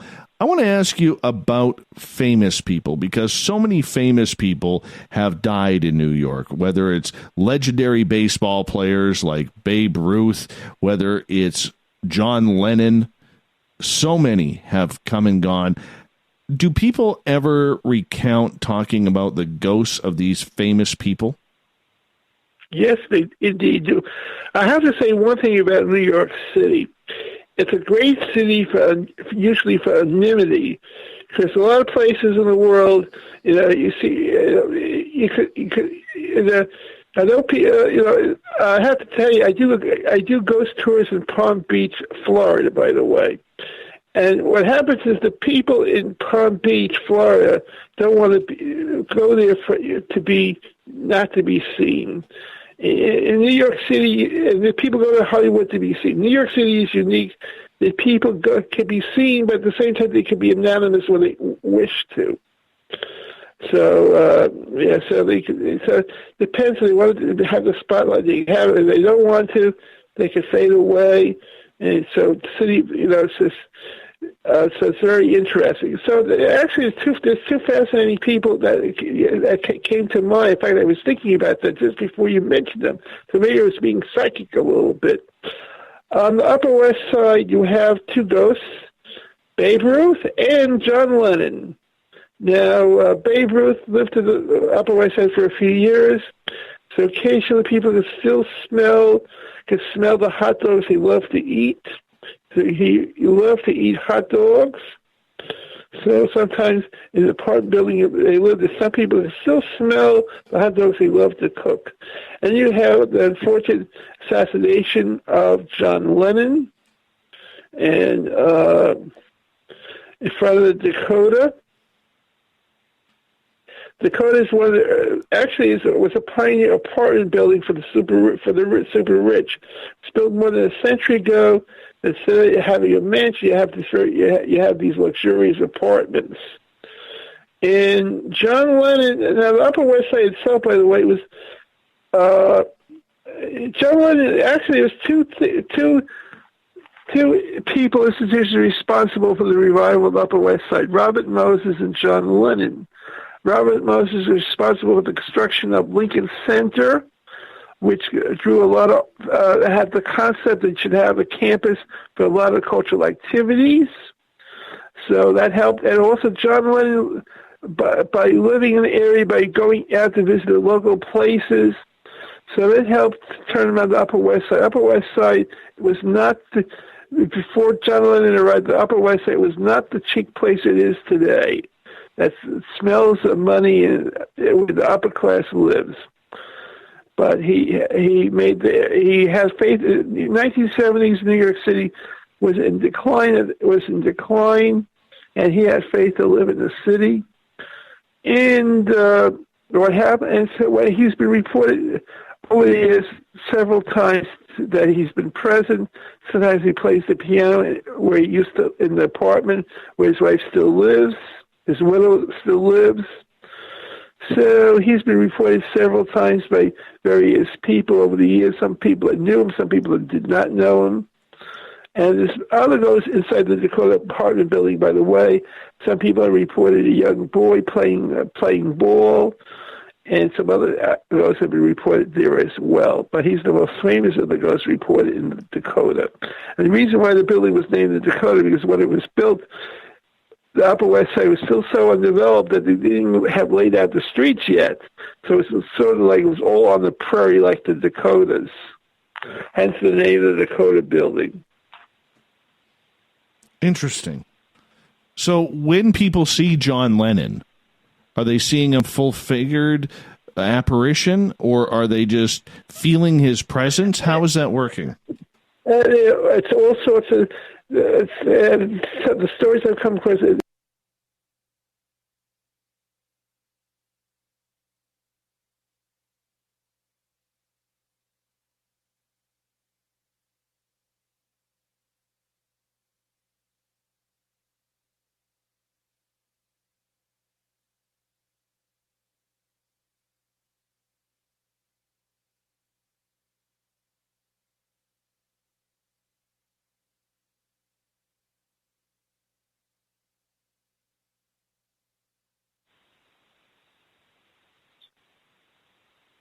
One of our computer programs decided to freeze. Maybe the ghosts are haunting my computer tonight. I don't know. It could be. Could very well be. And I'm sorry, our program kind of locked up there. So in regards to I'm not sure if the audience heard what you were saying, but in regards to the issue with John Lennon, what are people seeing there with him? Okay, well, the stories I've come across is he's reported different stages, like playing the piano. Some people hear an auditory, but don't see a visual. Some people see a face. Some people see a full figure. Some people see him floating in the air. Some people see him at the apartment. Some people see where his memorial is in the Central Park. Oh, wow. His wife, yeah, so he's pretty active as a ghost. Very interesting indeed. And what about getting back to Babe Ruth, because I'm a diehard New York Yankee fan. In regards to Babe Ruth and the hot dogs in the area, are people seeing his full apparition as well, or are they just sensing him through the smells of where he used to live? Just sensing him through the smell where he used to live. What about someone like Frank Sinatra? Well, Frank Sinatra did not live in New York City, I haven't heard any reports of him haunting any place, but he was not a New York City dweller. So he haunts elsewhere, but not New York. You can't claim him. His hometown was Hoboken, New Jersey. What about someone like, let's say, John Belushi? Famous in New York. John Belushi is in Chicago. He was more associated with the Second City in Chicago. Judy Garland does haunt a couple of theaters. She haunts the Palace Theater in New York. And the Palace Theater has something like supposedly have had many ghostly apparitions reported of some of the famous performers that have been there over the years. So that I guess it depends. Sometimes it takes just about a moment. You could be frozen there and forever. Else they have to maybe have a long period of contact before the ghost is established. I guess there's different ghosts and different people to choose from. What about mobsters? Okay. Actually, I'm thinking. I actually give a Jewish gangster tour on the Lower East Side, but I haven't come across any Jewish gangster ghosts. I mean, I have given Jewish gangster walks, but on the Lower East Side. But I'm afraid I haven't come across any gangsters that became ghosts. And I haven't come across any... Go ahead. No, please, you finish. I haven't come across any other gangsters that become ghosts. Maybe some other people that give tours may have come across them, but I'm not aware of any other ethnic group that have their share of ghosts either when it comes to gangsters. Although I do have to tell you, you ever want to read a book about gangsters, I recommend the biography Al Capone by Lawrence Bergreen, Bergreen, who explains it explains why people became gangsters, and it was just a way for them to quickly make a lot of money, and usually they didn't want their children to follow in their footsteps. Megan is asking, have you ever experienced ghostly activity on Ellis Island? And if so, could you fill us in? Okay, now, I've given tours of Ellis Island. I haven't come across ghosts of Ellis Island, but there have been reports of ghostly activities of Ellis Island. What happened is that there's a small graveyard at Ellis Island because occasionally people came, right now, for example, you've been reading about deaths in the Dominican Republic. But if you have 3 million Americans visiting the Dominican Republic every year, there's bound to be a few people that are going to die no matter where they go. So I just think it's more coincidence than anything else that people dying on Ellis Island, dying on Dominican Republic. So Ellis Island, you have a few people, that became too ill to continue, that made it to Ellis Island, but left for another plane to continue their journey to America. So here and there, people report, for example, hearing the dining hall would be full of activity, is hearing smells of different foods that was once served there, or sometimes maybe hearing the cry of someone that was rejected and it told you have to go back to Europe. By the way, it reminds me of a story. Again, we mentioned Philo LaGuardia at the beginning of this, and Philo LaGuardia was an immigration inspector at Fiume when it was part of the Austro-Hungarian Empire as the chief port, and later he was an immigration inspector at Ellis Island. But when he was at Fiume, he saw that the great tragedy that people would go all the way to America and find someone would be rejected because of an illness. And they would have to decide, do we send the person back by himself or herself? Does another member of the family go, or does the entire family return? So he insisted that since he had to give the okay for the immigration boats to leave, that they could not leave until they had a doctor look at the immigrants. Said, look, if they can't go, if someone in their family is ill, then they won't be disappointed when they get to America. Of course, the shipping companies they were angry because they were losing money. Hey, never mind the suffering of the passengers. So they protested to Congress and to the immigration, to his superiors. But his superiors to Congress thought that was such a good idea, they mandated that from all the immigration ports that there had to be a doctor to certify that the immigrants were healthy before they could leave, to avoid this tragedy. So this in a way might have cut down the number of ghosts, because sometimes people would suffer and die or commit suicide. So this cut down the number of ghosts, I guess. So we could call it responsible ghost reduction. All right, let's move on to Ronno's question. He is asking, what's the spirit activity like around the New York Harbor? Any sunken ship ghosts? Well, New York Harbor is, we have the U.S. Army Corps of Engineers and the U.S. Coast Guard, and between both of them, they keep the harbor clear of wrecks because you don't want that causing other ships to sink. So they've usually done a pretty good job of dredging at the harbor. Although New York City is one of the deepest harbors in the world, because of the activities of ships, you have a threat of constant silting up of the harbor. So you have this constant effort to keep the harbor free of silt that piles up. So what happens is we do have reports of shipwrecks in the past where hauntings have been reported, particularly Ellis Island. Ellis Island was once known as Gibbet Island in the 18th century, in the 17th century, because they would hang the pirates there. So Ellis Island has its share of, it has its share of people being haunted. Actually, I'm sorry, I misspoke. It was Liberty Island. That's where that was the nickname for it. Liberty Island was called Gibbet Island. So actually, the original name was Bedloe Island. Then it became Liberty Island. But it had a popular nickname as Gibbet Island because they would hang a lot of pirates. And one of the stories involved with Ellis Island is that Captain Kidd supposedly buried some treasure there.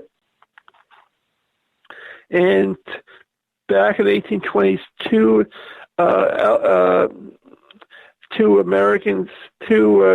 soldiers were found in a faint, and said, "Well, we were looking for treasure. We found this chest because it was against Army orders. You don't want the people guarding. We don't want people digging." So they said, "We saw a spirit of ghosts because we did find Captain Kidd's treasure, but apparently the ghosts took the treasure with them, although they had the treasure chest." Captain Kidd, by the way, actually, I'm sorry to disappoint most people, he may have buried his treasure, but the governor of Massachusetts, under authority from the Crown, found where the treasure was, unburied it, gave an accounting of it, and returned it to the authorities. So I'm afraid to tell you that at last, Captain Kidd's treasure was discovered a long time ago by the British colonial authorities. There is another haunting, and that's with Henry Hudson. Henry Hudson was an English explorer in the employ of the Dutch West India Company. Hey, let's see. Now what happened was back in the 16th century, a French explorer by the name of Italian explorer in the employ of the King of France, named Verrazzano, for which the Verrazzano Bridge is named for. They actually corrected the spelling on the name of the bridge. They left out one of the letters of his name, but they corrected that now, unofficially. But it's named in his honor, the longest bridge in New York Harbor. It used to be the longest bridge in the world.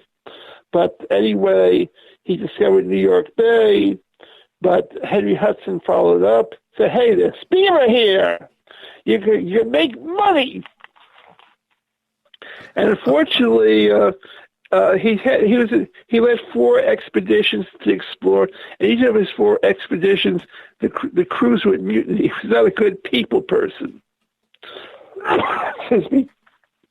And what happened was, the last one, he was set adrift in your part of the woods in Hudson Bay, where he gets the name where he perished with his son. But ever since then, he's returned to New York Harbor and elsewhere as the original Wandering Dutchman, with the half moon was sometimes appearing in New York Harbor, even going up the Hudson River. And Washington Irving wrote a story called Rip Van Winkle, by the way, in which Rip Van Winkle encounters Henry Hudson and some members of his crew bowling away. And I suggest you read the story. I guess in a way you could call it an early time travel story. The guy wakes up 20 years later to discover there's been a lot of changes, including the fact that there's no longer a King George, but there is a President George. So he's in for a lot of changes as a result. We only have about 2.5 minutes before we got to go to break at the top of the hour. Dr. Philip Schoenberg is our guest tonight, talking ghosts of New York City. I want to get into the tunnels and sewers because there are so many rumors around that, from giant rats to alligators in the sewers and tunnels. I'll tell you some great stories. I have 2 stories I can tell you. But we'll save that for the break so I can spend some. How much time do we have? We got about 2 minutes. Okay. Let me tell you one story that I'll tell you. Okay. The greatest accident in New York City subway history took place in Marylebone Avenue near present-day Prospect Park. It's right near the Brooklyn Museum of Art and Prospect Park Zoo, where the Brooklyn Transit Company had a strike, and so they were trying to break a strike by employing people that were not skilled in driving the subway cars and didn't receive and were not had received too much training. So the subway guy in charge, motorman, went too fast. In one location, killed 87 people as a result. The avenue was renamed Empire Boulevard, in place of Marylebone Avenue. And ever since then, that place is the most haunted spot in the New York City subway system, because there have been continuous reports of subway cars running that were not have been reported that could be viewed on the system, or people suffering and crying out for help. So that was the worst subway accident in New York City history, and it bankrupted the Brooklyn Transit Company, which became the Brooklyn Manhattan Transit Company as a result. Well, with that, as we got under 30 seconds, do you hear the sounds of the voices from the accident? Can you hear the train? Yes. On the occasion of the anniversary, some people claim they keep on hearing that they hear the noises, the cries of the people asking for help. Oh, my goodness. They hear goodness. the moans, the groans, yes. That is absolutely horrible. We'll continue with the sewer talk and the tunnel talk in New York right after the break here. Dr. Philip Schoenberg is our guest tonight on Spaced Out Radio. We are talking about ghosts in New York City. And, if you are in Manhattan or in New York, you definitely want to hit up Dr. Philip here for one of his tours. You definitely do. Why? It's only like $25 for 90 minutes of ghost walks, telling you all about the spirits of one of the greatest cities in the world. More with Dr. Philip and Ghosts of New York coming up on Spaced Out Radio.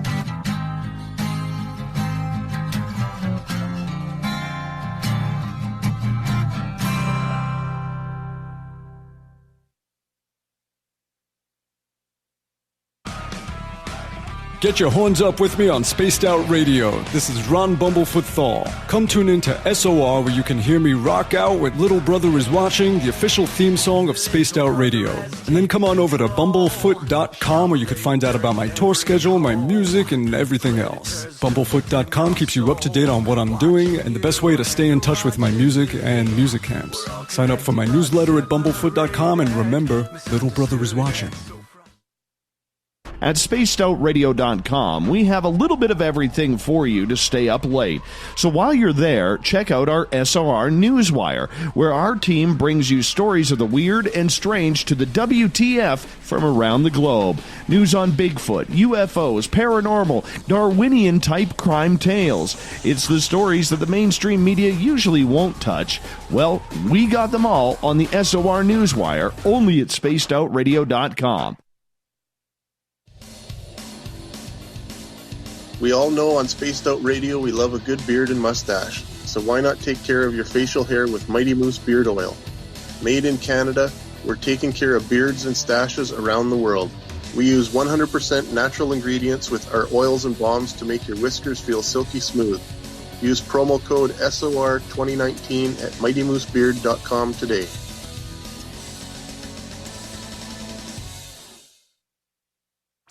Come hang out with Spaced Out Radio, where we own the night. This is Carl. You can follow Dave on Twitter at Spaced Out Radio, and during the show, use the hashtag Spaced Out Radio to chat with us live. On Instagram, at Dave Scott SOR. On Facebook, give our page a like, Spaced Out Radio Show. SOR archives are free on YouTube at Spaced Out Radio. Come join us, or I will come join you. See you at your window. Find your escape where time has no limits.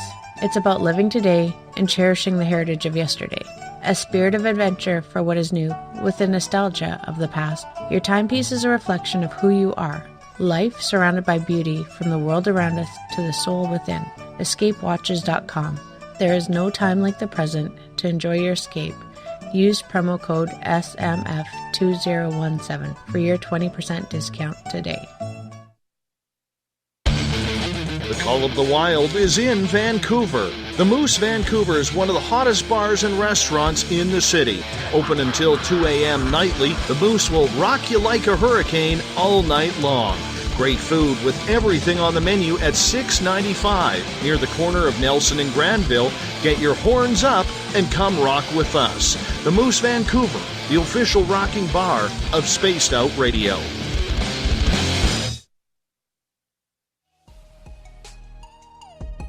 Canada's largest UFO conference is ready to roll in Toronto this September 21st and 22nd at the Alien Cosmic Expo. This year is about the experience. Listen to the stories of Dave Scott, Travis Walton, Paula Harris, Grant Cameron, Ryan Stacey, Richard Dolan, Leslie Mitchell-Clark, and more. Get your tickets now at aliencosmicexpo.com.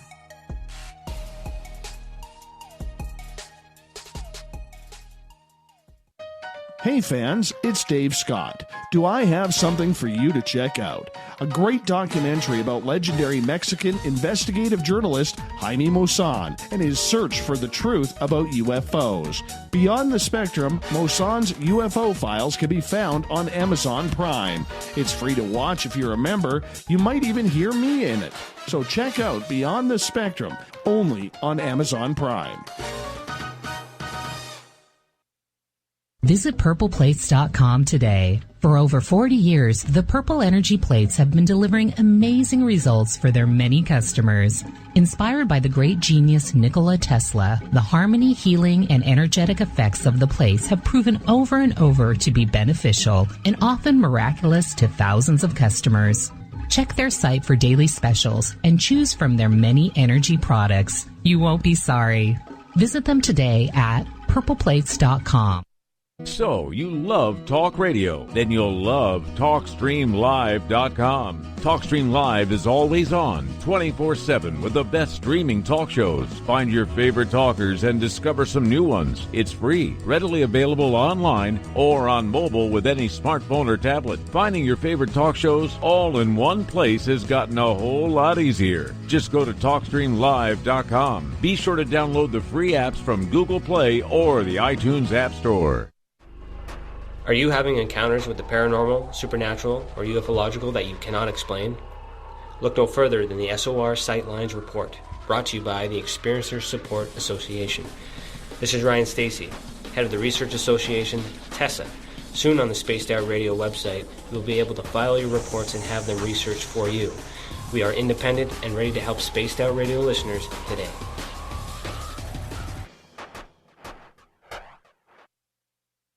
On the first Tuesday of every month, I encourage you to come along for a journey with me, Geraldine Orozco, on The Spiritual You.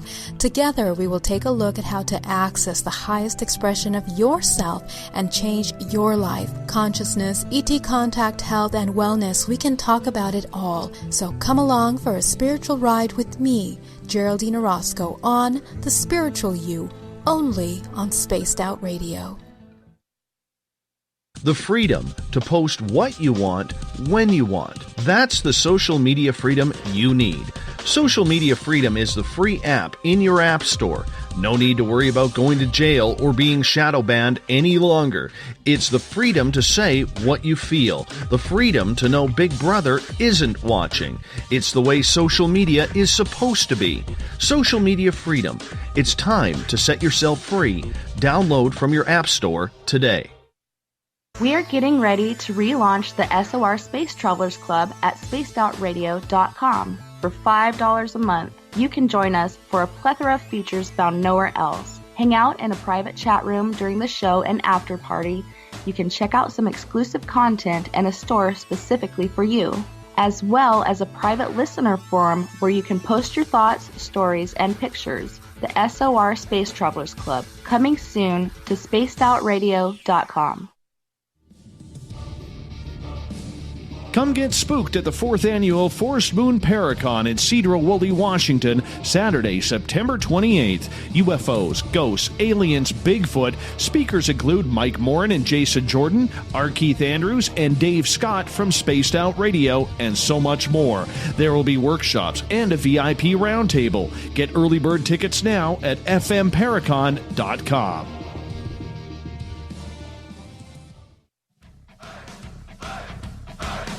Would you like to connect with us? Head to spacedoutradio.com for all your latest show info. Now, back to Dave Scott and SOR. Welcome back to the third and final hour of Spaced Out Radio tonight. I am your host, Dave Scott. Great to have you with us. Tomorrow night on the show, Celine Coloni Williams. We're talking Mother Mantra. Going to be interesting. Hi to everyone listening in on KDNF AM 1560 in Dangerfield, Texas, WQEE 99.1 FM in Noonan, Georgia, KDUN AM 1030 in Reedsport, Oregon, UPRN 107.7 FM in New Orleans, and in Ridgecrest, California, we are on KZFX 93.7 FM. On the digital side, hi to everyone listening in on Kingdom of Nye Radio and Revolution Radio. Don't forget you can check out all of our archives at youtube.com/Spaced Out Radio. Do me a favor, hit that subscribe button. The Desert Clam has set the password for tonight in the SOR Space Travelers Club. Mechanophagist is your password. Use it wisely, Space Travelers, as the Clam sets a password each and every night right here on Spaced Out Radio. Our website is spacedoutradio.com, where we have a plethora of features for you, including reading up on Captain Shirk's SOR Newswire, which she updates daily. For the final time tonight, we introduce Dr. Philip Schoenberg.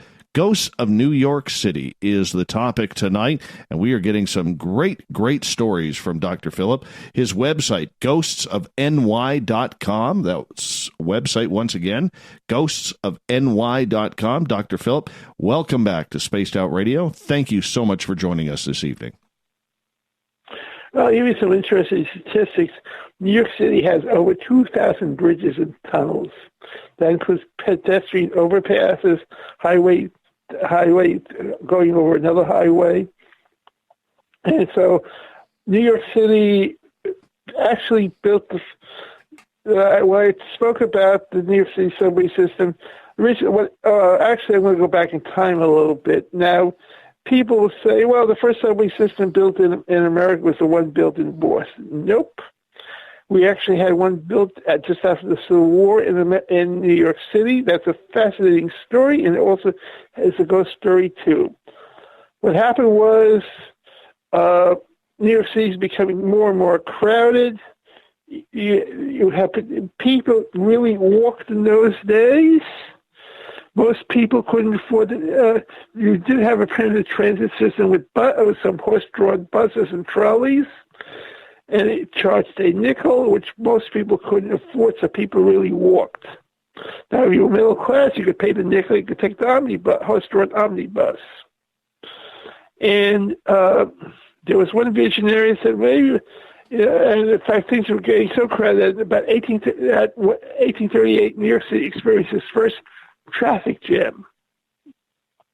It was a pedestrian traffic jam down in New York Harbor because people were waiting to hear the latest news about Oliver. Because Charles Dickens, being a marketing genius, had invented the opera, the soap opera. So he would end it after writing 3 chapters, end with a cliffhanger. So they were way down the harbor. Does she yet live? Now, pardon me, I'm going to take a drink here because I see my voice is becoming a little tired here, so pardon me for a second. Not a problem. Not a problem. So, you have a man by the name of Samuel L.E. Beach, editor of the Scientific American, which was then a newspaper rather than a magazine it is today. He had been the patent attorney for Samuel F.B. Morse, the inventor of the telegraph, and he would become the patent attorney for so that was one of his clients, I think. So he came up with the idea of building a subway. Now to realize at that time, London had a subway, but it had one major big problem was it was still a steam-driven subway. So you had a little risk of taking it away from your hands with the suit in the air, to say the least. So he came with the idea of an air-driven subway, but powered by by air power. And this was actually not an impossible idea, because England had pioneered the mnemonic mail tube system. I remember when I was a young student, I used to go to New York Public Library. They would put the requests in a tube. You write down your request. They put the request. The librarian would put the request in a tube. They would send it down it was sent by air power down to someplace else where they get you the book.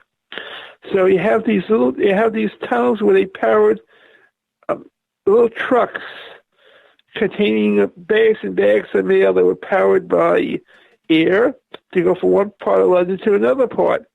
And then you read a story where one of the postal people got accidentally sucked into one of the carts, and he popped up in someplace else. So, he said, if I build it big enough, I could have a subway car. Not only that, I could get around big Bill Boris Tweed, because he's in the hands of the trolley car people. They won't permit a construction of a subway to compete with their trolleys.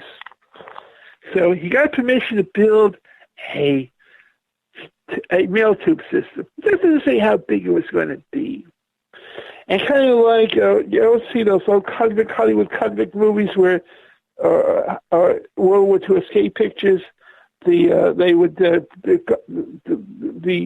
workmen at night would come up to distribute the dirt, and taking it from their pants across the streets, so people wouldn't know they were busy building a subway tunnel near City Hall. It was built on Warren Street and Broadway. And finally, he unveiled it. It was a great success. And but he couldn't get permission to extend the subway, and it had to close it up. And so it was powered by a giant fan. And what happened was people for years and years would hear these sounds that were coming in. They sounded like eerie sounds, haunted sounds. They didn't know what exactly they were. Then in 1960, when New York City was building one of its subway systems, they came across this tunnel that still had this perfectly preserved subway car and a giant fan that powered the one car. And they took some nice pictures of it, and then today they would have saved it and everything else. They just demolished and put the subway through it, and our train tunnels. So that was that. But also, that was one source of haunting. Another source of haunting was when they were putting through the subway tunnels beneath City Hall, building the second subway, what is today the subway system. They built the subway between 1900 and 1904. What would be the 4, 5, and 6 line. Starting from City Hall. They started to hear some strange sounds as they were tunneling through what would be underneath City Hall. Finally, one of the workmen, who was a American Indian, recognized that. He said, "Hey, these are the sounds of Indian people from a long time ago." And what happened was, I could hear that some were celebrating that they won a great victory. Other ghosts are mourning at the fact that they became ghosts. So that's to this day, the subway tunnel. This is the original City Hall station. They sometimes would hear it late at night.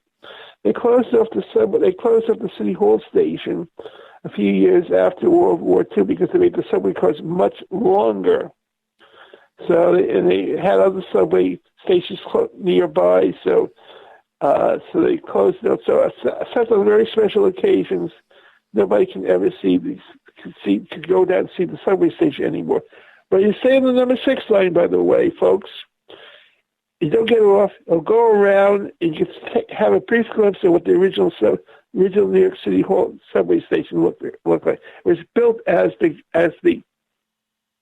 as the welcoming subway station in the city system. And New York City, by the way, when I was a young person, we used to still refer to the subway lines by the original name, BMT, IRT, IND. But the reality is that they finally merged them completely. We have 26 subway lines in New York City, by the way. That's incredible. Absolutely incredible. Now, what about some of these monsters that could be hidden in New York City that are said to be running around, these alien-type things that they've seen on these rovers that they've sent down underneath there to check the tunnels? Never mind the rats that are running around, but like alligators. Have you ever heard of that? And what's your theory on that? I've heard alligator stories from time immemorial. People, but I think that sometimes they may have actually found some genuine alligators, but the theory behind that is that these were once people's pets that just simply became too large. So they were deposited to fend for themselves. Except unfortunately, there's nothing for them in the subway system. Have you ever had a ghost come on your tour?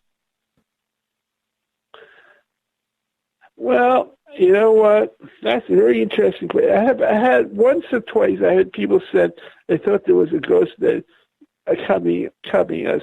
They just felt it in their bones. So who knows? Maybe they were trying to listen and hear what they were saying. And if they said something incorrect, they might have made their anger known to correct the story. It reminds me, that people like it reminds me of an old story in journalist circles. A news report writes an expose about a gangster. He gets a call from the gangster. The guy's shaking in his booties. The gangster says, "You didn't spell my name right." Oh no! That was his complaint. Holy! That is incredible. Absolutely incredible. So, on your tours that you run through New York, tell us about some of the hot spots that you take people to. Okay, well, one hot spot would be St. Mark's. Actually, there's a couple of hot spots. One spot would be the St. Mark's Church in the Bowery, where I spoke about earlier in the evening about Peter Stuyvesant, Matilda Hoffman, this other ghosts that are reported nearby, that have been reported, that have been involved in it. So that have interesting stories. Then there's the Treadwell family. Now, I would say that's the most haunted house that's documented in Manhattan. There's some places claim to have like 10, 20, 30 ghosts, but all it comes down to is one or two stories, and everything else is, what other stories are there? But the Treadwell family had 5 sisters. The patriarch of the family was very stern. Nobody was good enough for his daughters to marry. So what happened was they died in accidents, or the illness struck them. The youngest one, Gertrude, died naturally, but never were married. So, but the tragedy is they still haunt the building today. But they all haunt separately. So they don't haunt together. So it makes it a tragic story. So that's a hot spot. Dakota would say would be a hot spot because you not only have the Beetle there, but you also have several other ghosts that have been reported over the decades there as well. I would say another hot spot would be 1 by Line 2 by C. That's where Aaron Burr's daughter Theodosia haunts. Aaron Burr is an interesting character. He did not he actually came up with an interesting political concept, which made him disliked by fellow politicians. He said, I seek the office, instead of saying the office seeks me. He said, hey, I'm doing this for myself. So rather than being nobody, I'm doing this for noble reasons. And he had a tussle with Thomas Jefferson. But what happened was he had a daughter that he loved very much. He was actually an ardent feminist. He had his daughter well educated, and she was returning. She was on a trip to see him, but she perished off the coast. And ever since then, she's been reported in North Carolina, where her husband had been the governor, and reported in New York City, joining her father, haunting one by sea, tourists by land. Her specialty is snatching off the earrings off women. And I actually had someone on the tour that claimed that happened to her when we ended the tour at one is by land, two is by sea. So that would be another hot spot. Of course, another hot spot would be Washington Square Park, where various activities have been reported over the years. So I think I covered those would be the hot spots. What about Madison Square Garden? So many events, so many concerts, so many sports.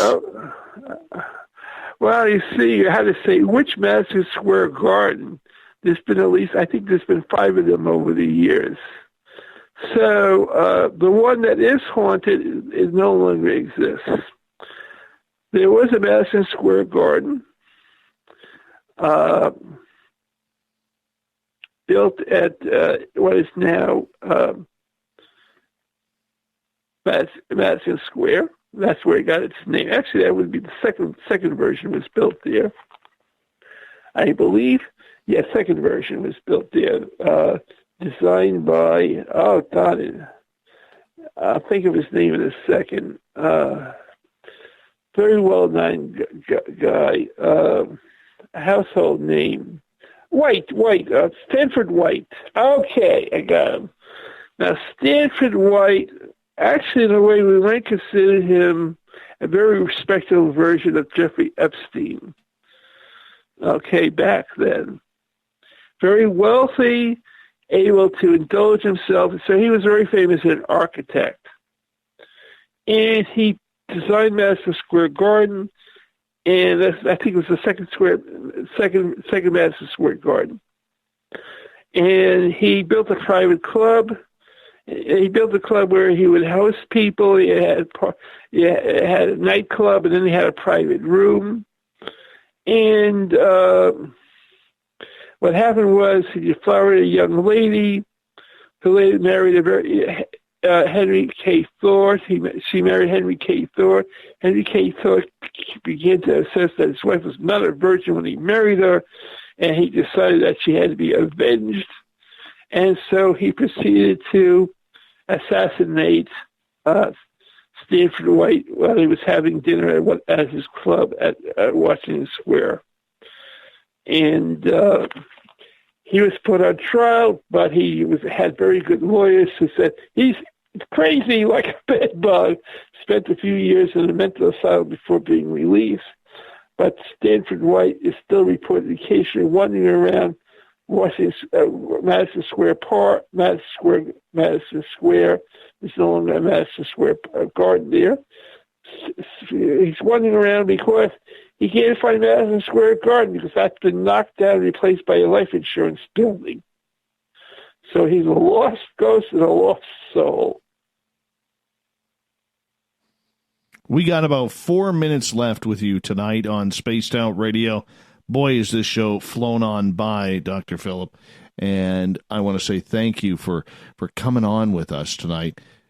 In the end, New York, one of the most haunted cities in the world. You believe it is the most haunted city in the world. It's a city that never sleeps. How obvious are these ghosts to everyday people who are living there with the noise, the amount of people in such a small area? Are they oblivious to the paranormal, or are they catching on as well? Well, let me put it this way.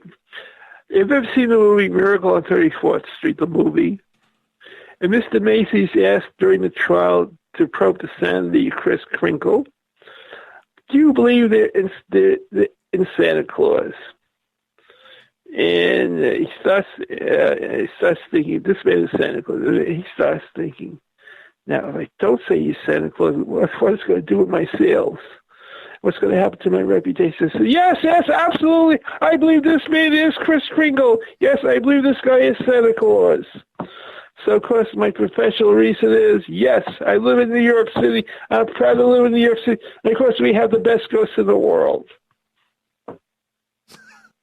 It's just that easy. Once again, we got about 2.5 minutes. Do me a favor.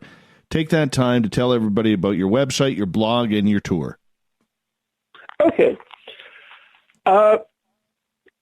We do, first of all, my website is www.ghostsofny.com. We do a series of different tours. Some tours are not as popular, so we do them as private tours. We do tours on a regular basis we do the Edgar Allan Poe Spook Tour, which is a tour of the Greenwich Village. We do a tour of East Village, starring Peter Stuyvesant. We do a tour of downtown Manhattan, starring either Alexander Hamilton or George Washington. We do a tour of the Upper West Side, starring John Lennon.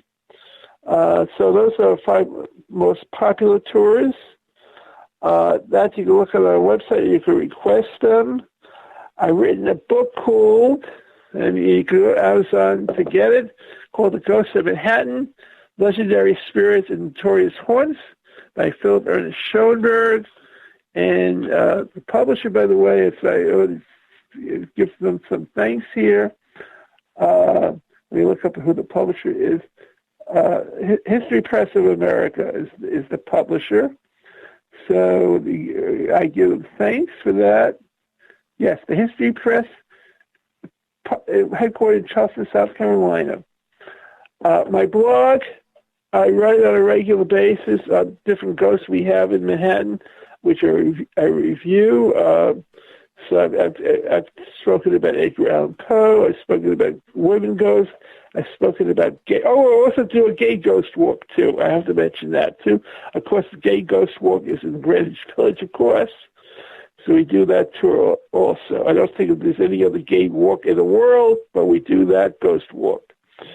So we do. So I've covered places to eat where ghosts are reputed to haunt. Nice. Yes, I recommend to you, if they come to mind, you want to go to a very reasonable place that's cheap to eat at or drink at, I recommend next door's Ale House. That's where Harry Houdini is supposed to hang out as a ghost. Ironically, he was a professional ghostbuster, tangled with Sherlock Holmes. Creator used to be his friend, Arthur Conan Doyle. They have a seance. Arthur Conan Doyle's second wife says, right. I hear your mother speaking, and so My on. Friend, it's that time of night. I got to wrap this up. Thank you so much for coming on Spaced Out Radio tonight, Dr. Philip Schoenberg.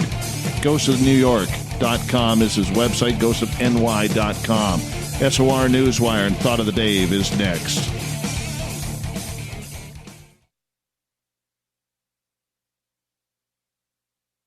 Coming soon to our website, spacedoutradio.com, is the SOR Space Travelers Club. For just $5 a month, you can get into a private area on our site where you can hang with other listeners in our chat room, post in our forum, and check out a bunch of exclusive content and store that won't be found anywhere else, including a nightly after-show party with Dave. It's going to be the best $5 a month you're going to spend. The SOR Space Travelers, only at spacedoutradio.com. Are you having encounters with the paranormal, supernatural, or ufological that you cannot explain? Look no further than the SOR Sightlines Report, brought to you by the Experiencers Support Association. This is Ryan Stacy, head of the Research Association, TESA. Soon on the Spaced Out Radio website, you'll be able to file your reports and have them researched for you. We are independent and ready to help Spaced Out Radio listeners today. Hello, this is your guitar man, Ron Bumblefoot THAL, and I have to tell you, I love the response I get for Little Brother is Watching from Spaced Out Radio fans. It's amazing how music can inspire and make people think deeper about what's going on in the supernatural world. You can head over to my website, bumblefoot.com, to check out my music, my guitar workshops, my touring, even check out some of the hot sauces that I'm working on.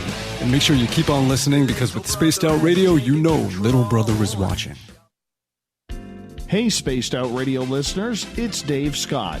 I want you to check out a great documentary I'm involved in called Beyond the Spectrum, Mosson's UFO Files. Directed by Darcy Weir, the film follows Jaime Mosson's journey for mainstream journalistic truth in ufology in Mexico. Beyond the Spectrum can be found on Amazon Prime. If you're a member, watch it free. It's worth the watch.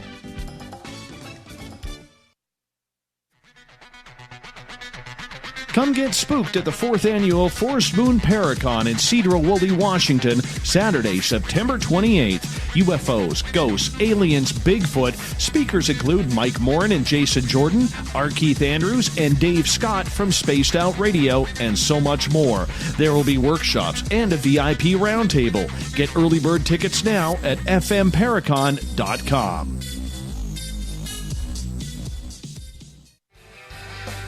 From the heartlands of Canada to beards around the world, we know how to take care of you. Fill your follicles with the Mighty Moose Beard Oil. All our oils and balms are handmade and 100% natural ingredients because we care about your beard. And hey, use the promo code SOR2019 and get your Mighty Moose Beard Oil today. You can check us out on our website, mightymoosebeard.com.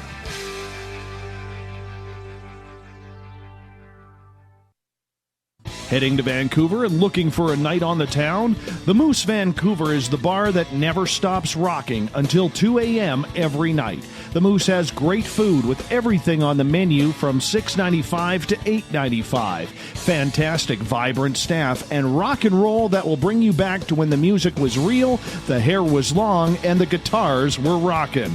Get your party on at the Moose Vancouver, the official party bar of Spaced Out Radio. A timepiece is a reflection of who you are, and what better way to show off the real you than with an Escape watch. Escape is a lifestyle brand accessorizing your days and nights. Choose to escape and create the life of discovery that you deserve. Dream, play, unite with your own personalized Escape watch. Head to escapewatches.com. There is no time like the present to enjoy your escape. Use promo code SMF2017 for your 20% discount today. Coming up this September 21st and 22nd, all UFO eyes will be focused on Toronto for the 4th Annual Alien Cosmic Expo. Come listen to some of the biggest names and experiencers in ufology. Travis Walton, Paul Hellyer, Richard Dolan, Paula Harris, Grant Cameron, Randy Kramer, and Spaced Out Radio's own Dave Scott. Tickets are on sale now at aliencosmicexpo.com.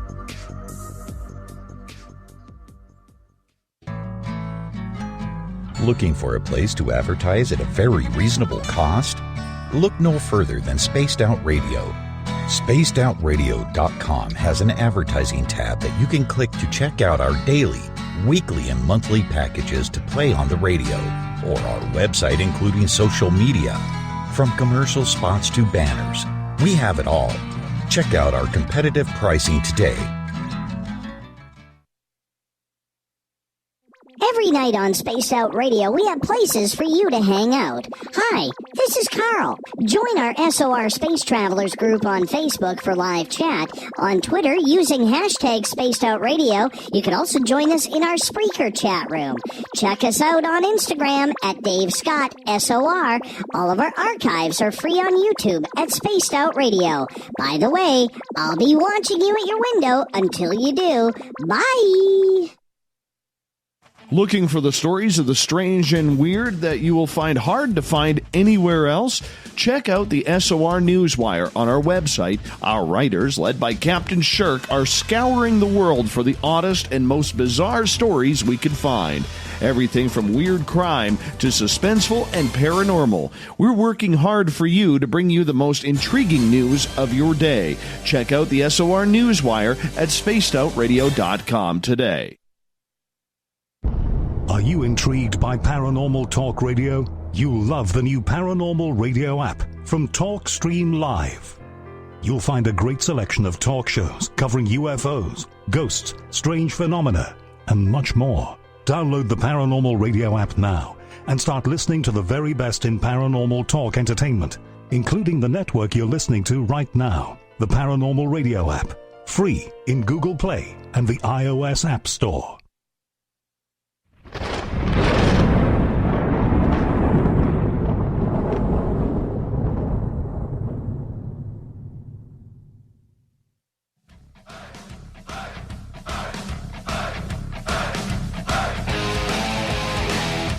We've rounded third. We're heading for home tonight on Spaced Out Radio. I am your host, Dave Scott, sitting in the captain's chair of SOR headquarters right here in the frozen Canadian tundra. Reminder to all of you, if you've missed most of this show or others, you can always go to our YouTube channel, youtube.com/Spaced Out Radio. Do me the favor, hit that subscribe button. Our website is spacedoutradio.com, where we have a plethora of features for you, including joining up with the SOR Space Travelers Club very, very soon. It is being built as we speak. Read up on Captain Shirk's SOR Newswire as well.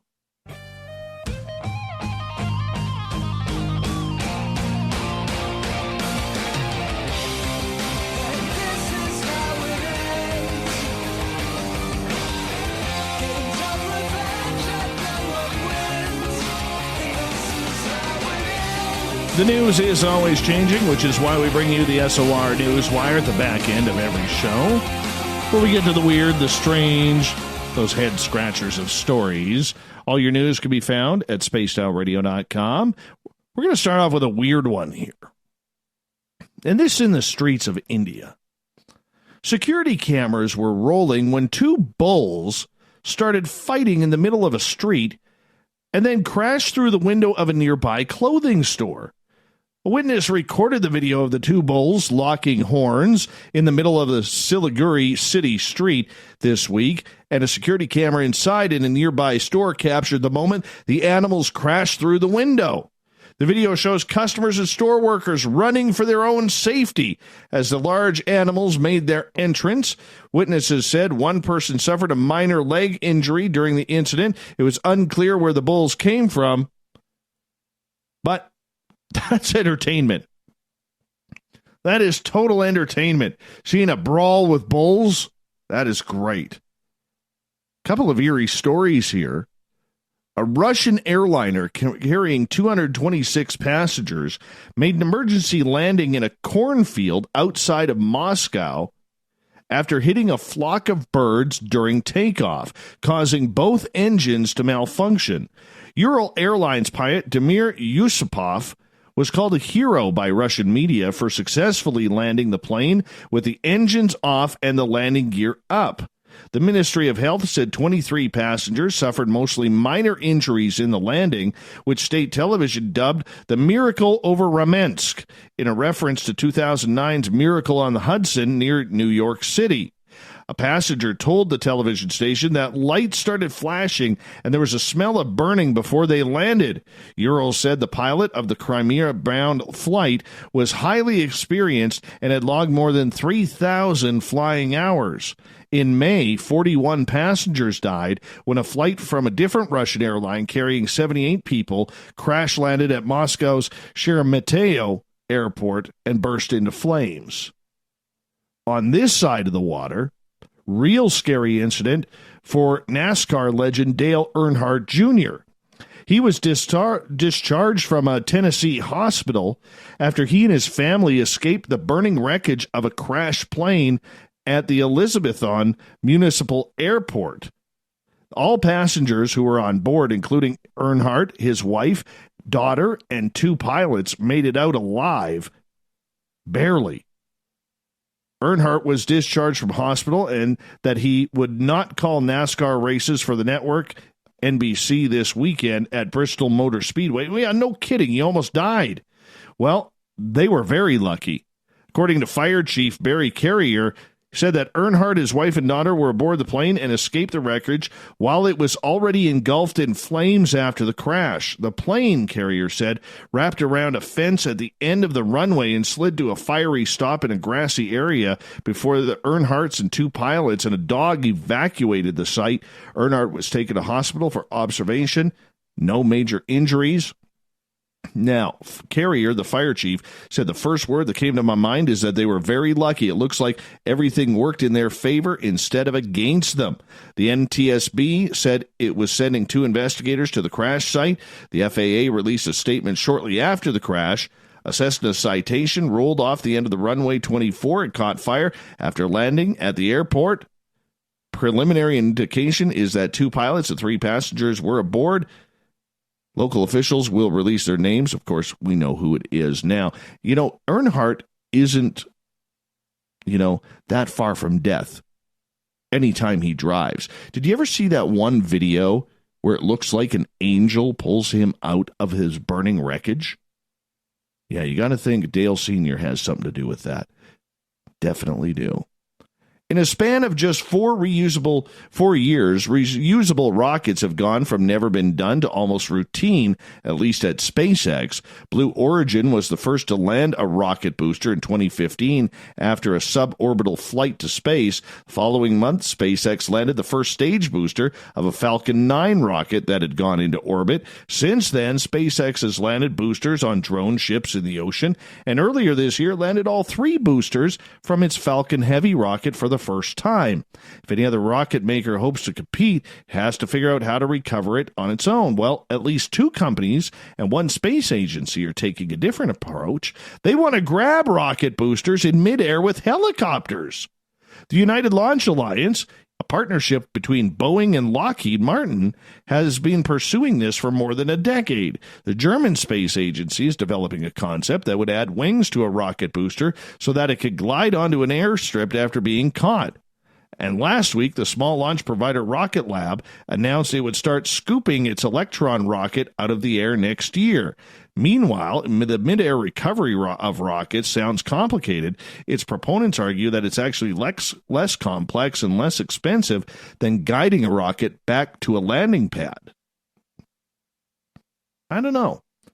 Watching those rockets land back on the planet, that is just, it's fantastic. I get so geeked up for that. All right, let's move on here.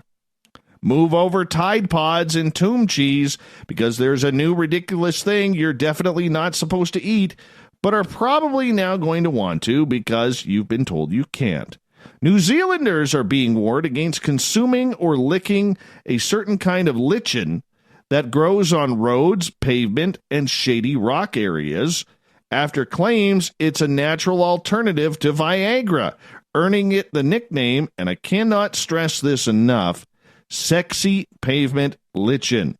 Its scientific name is Xanthoparmelia scabrosia, and it contains a chemical somewhat analogous to Viagra, according to Dr. Alison Knight. Yeah. The lichen's discovered properties have led to multiple products being sold online purporting to enhance libido and cure erectile dysfunction. But Knight told the media that an analysis showed that one of these was 80% Viagra and 20% grass clippings. Why not just run in your lawn and start chewing? I don't get it. Well, in its natural form, it's actually toxic.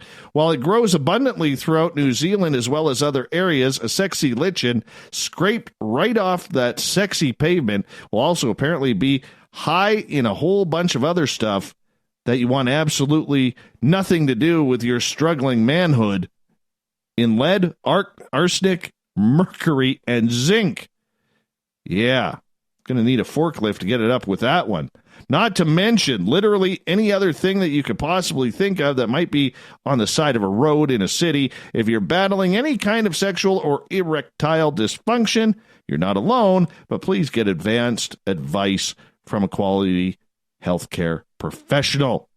Stay away from the sexy pavement lichen. Seriously, it's not going to help you out. It's not going to make you rise to attention. Down in Atlanta, You're off for a little ramble in the woods. The trail is narrow, the brush is thick. Everywhere you look, trees, brushes, greenery.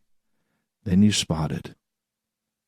Half hidden, nestled against a falling, rotting log. You up closer to take a look.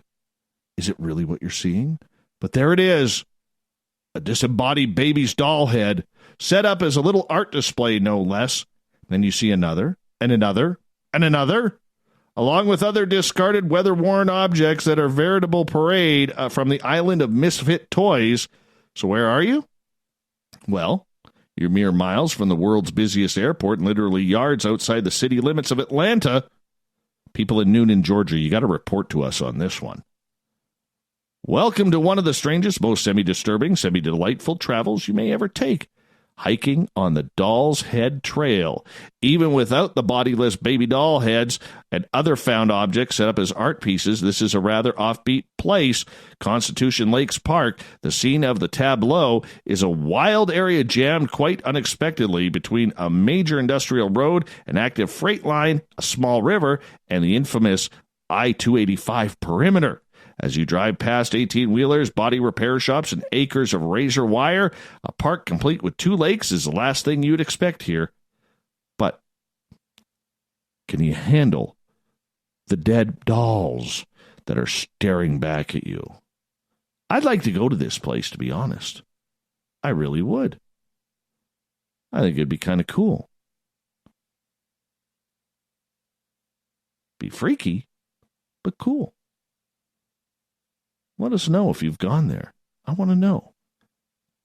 Very, very cool story here. Very cool story.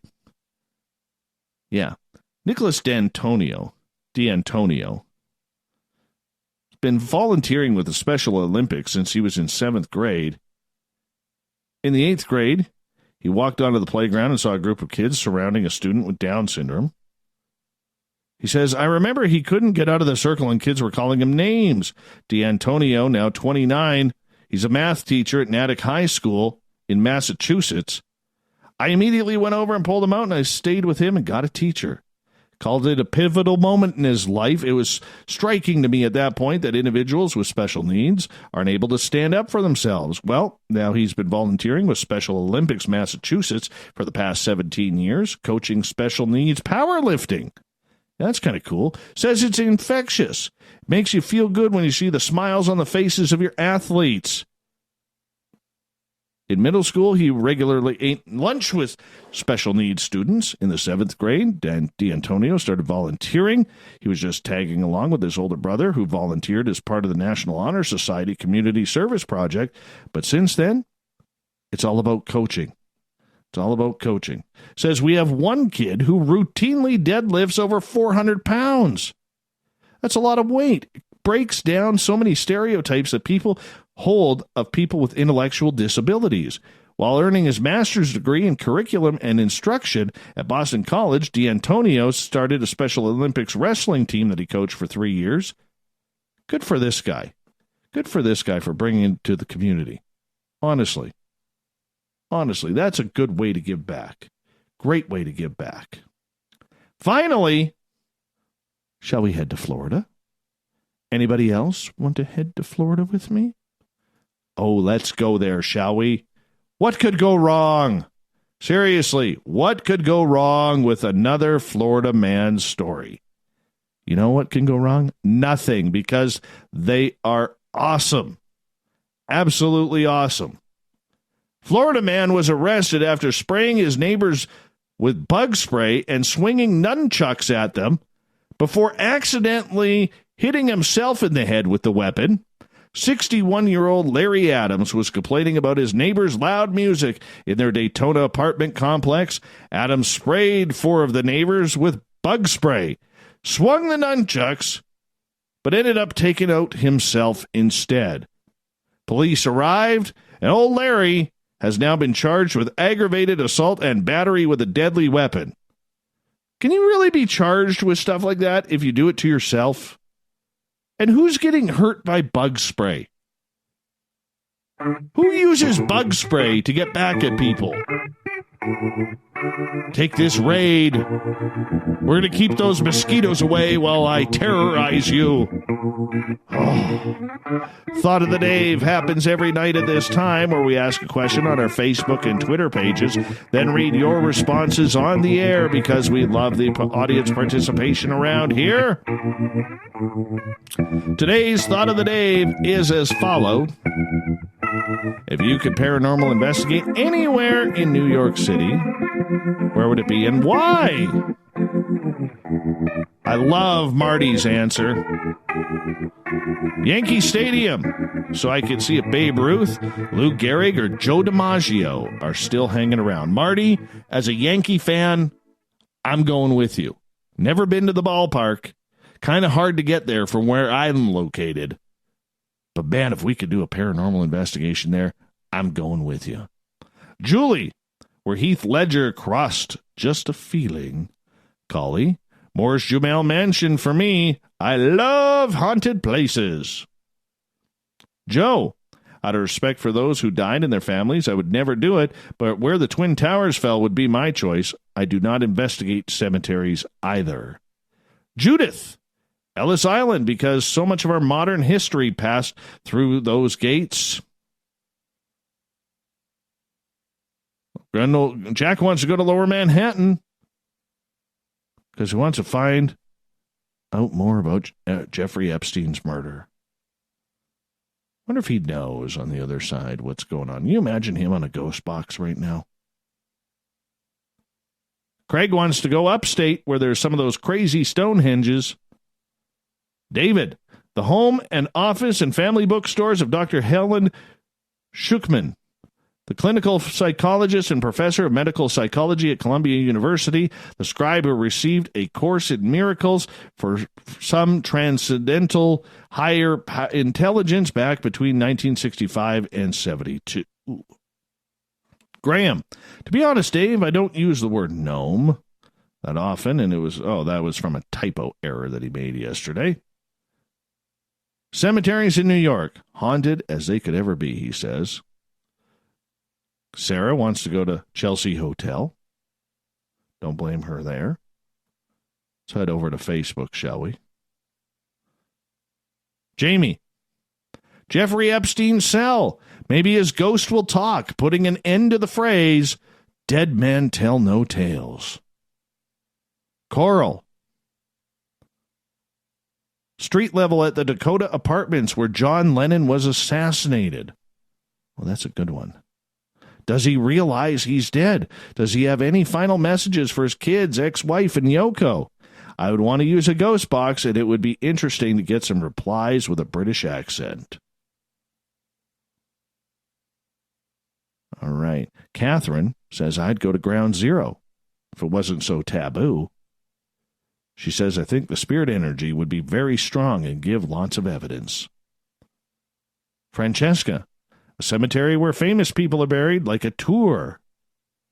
The feedback would be interesting, not random. Public figures might have things to say and would recognize not just one person unknown speaking things specific to one person. I just found my notes from my Michael Jackson Angel Board session. Okay. Darren wants to go to North Brother Island. Doesn't say why, though. Tim, Governor's Island. Civil War prisoners, patients kept there. The ghosts of prisoners. Lisa, Ground Zero, because I would like to know if, in fact, the buildings were blown up floor by floor, like some have claimed. And I would also like to know how that one supposed terrorist's passport that was found undamaged at the site got there. Uncle Dale, closed off subway tunnels. No telling what kind of cryptids, ghosts, aliens, and secret government labs are down there. Michelle, Ellis Island. My great-grandmother passed through Ellis Island in 1922 from England. The history and emotions of the place would have left an imprint. Catherine, the underground city. Why? Modern-day archaeology. And I want to be scared. I really do.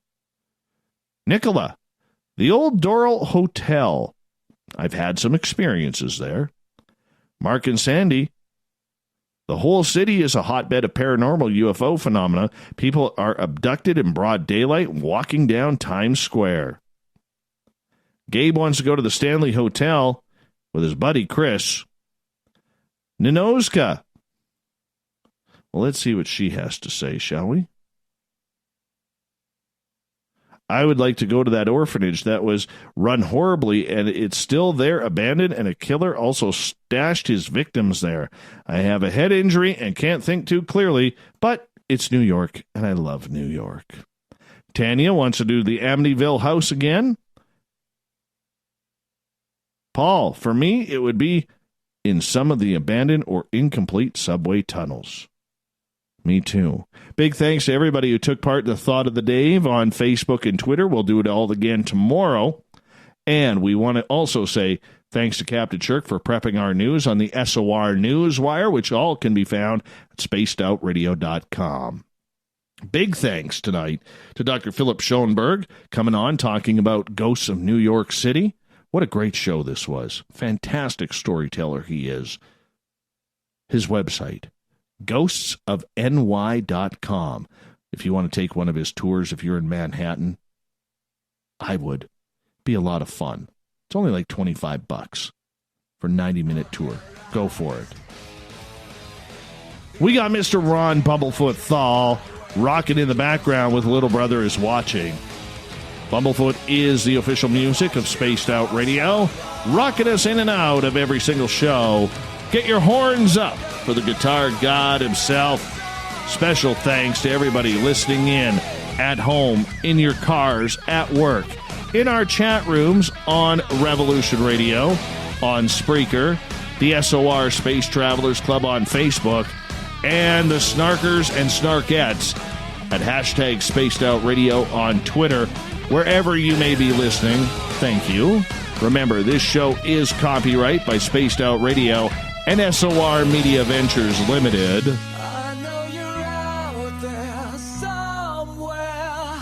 Want to say a big thanks to each and every one of you for sharing your evening with us. Because together, my friends, say it with me, we own the night. Mr. Bumblefoot, we need a favor. We need you to take us home.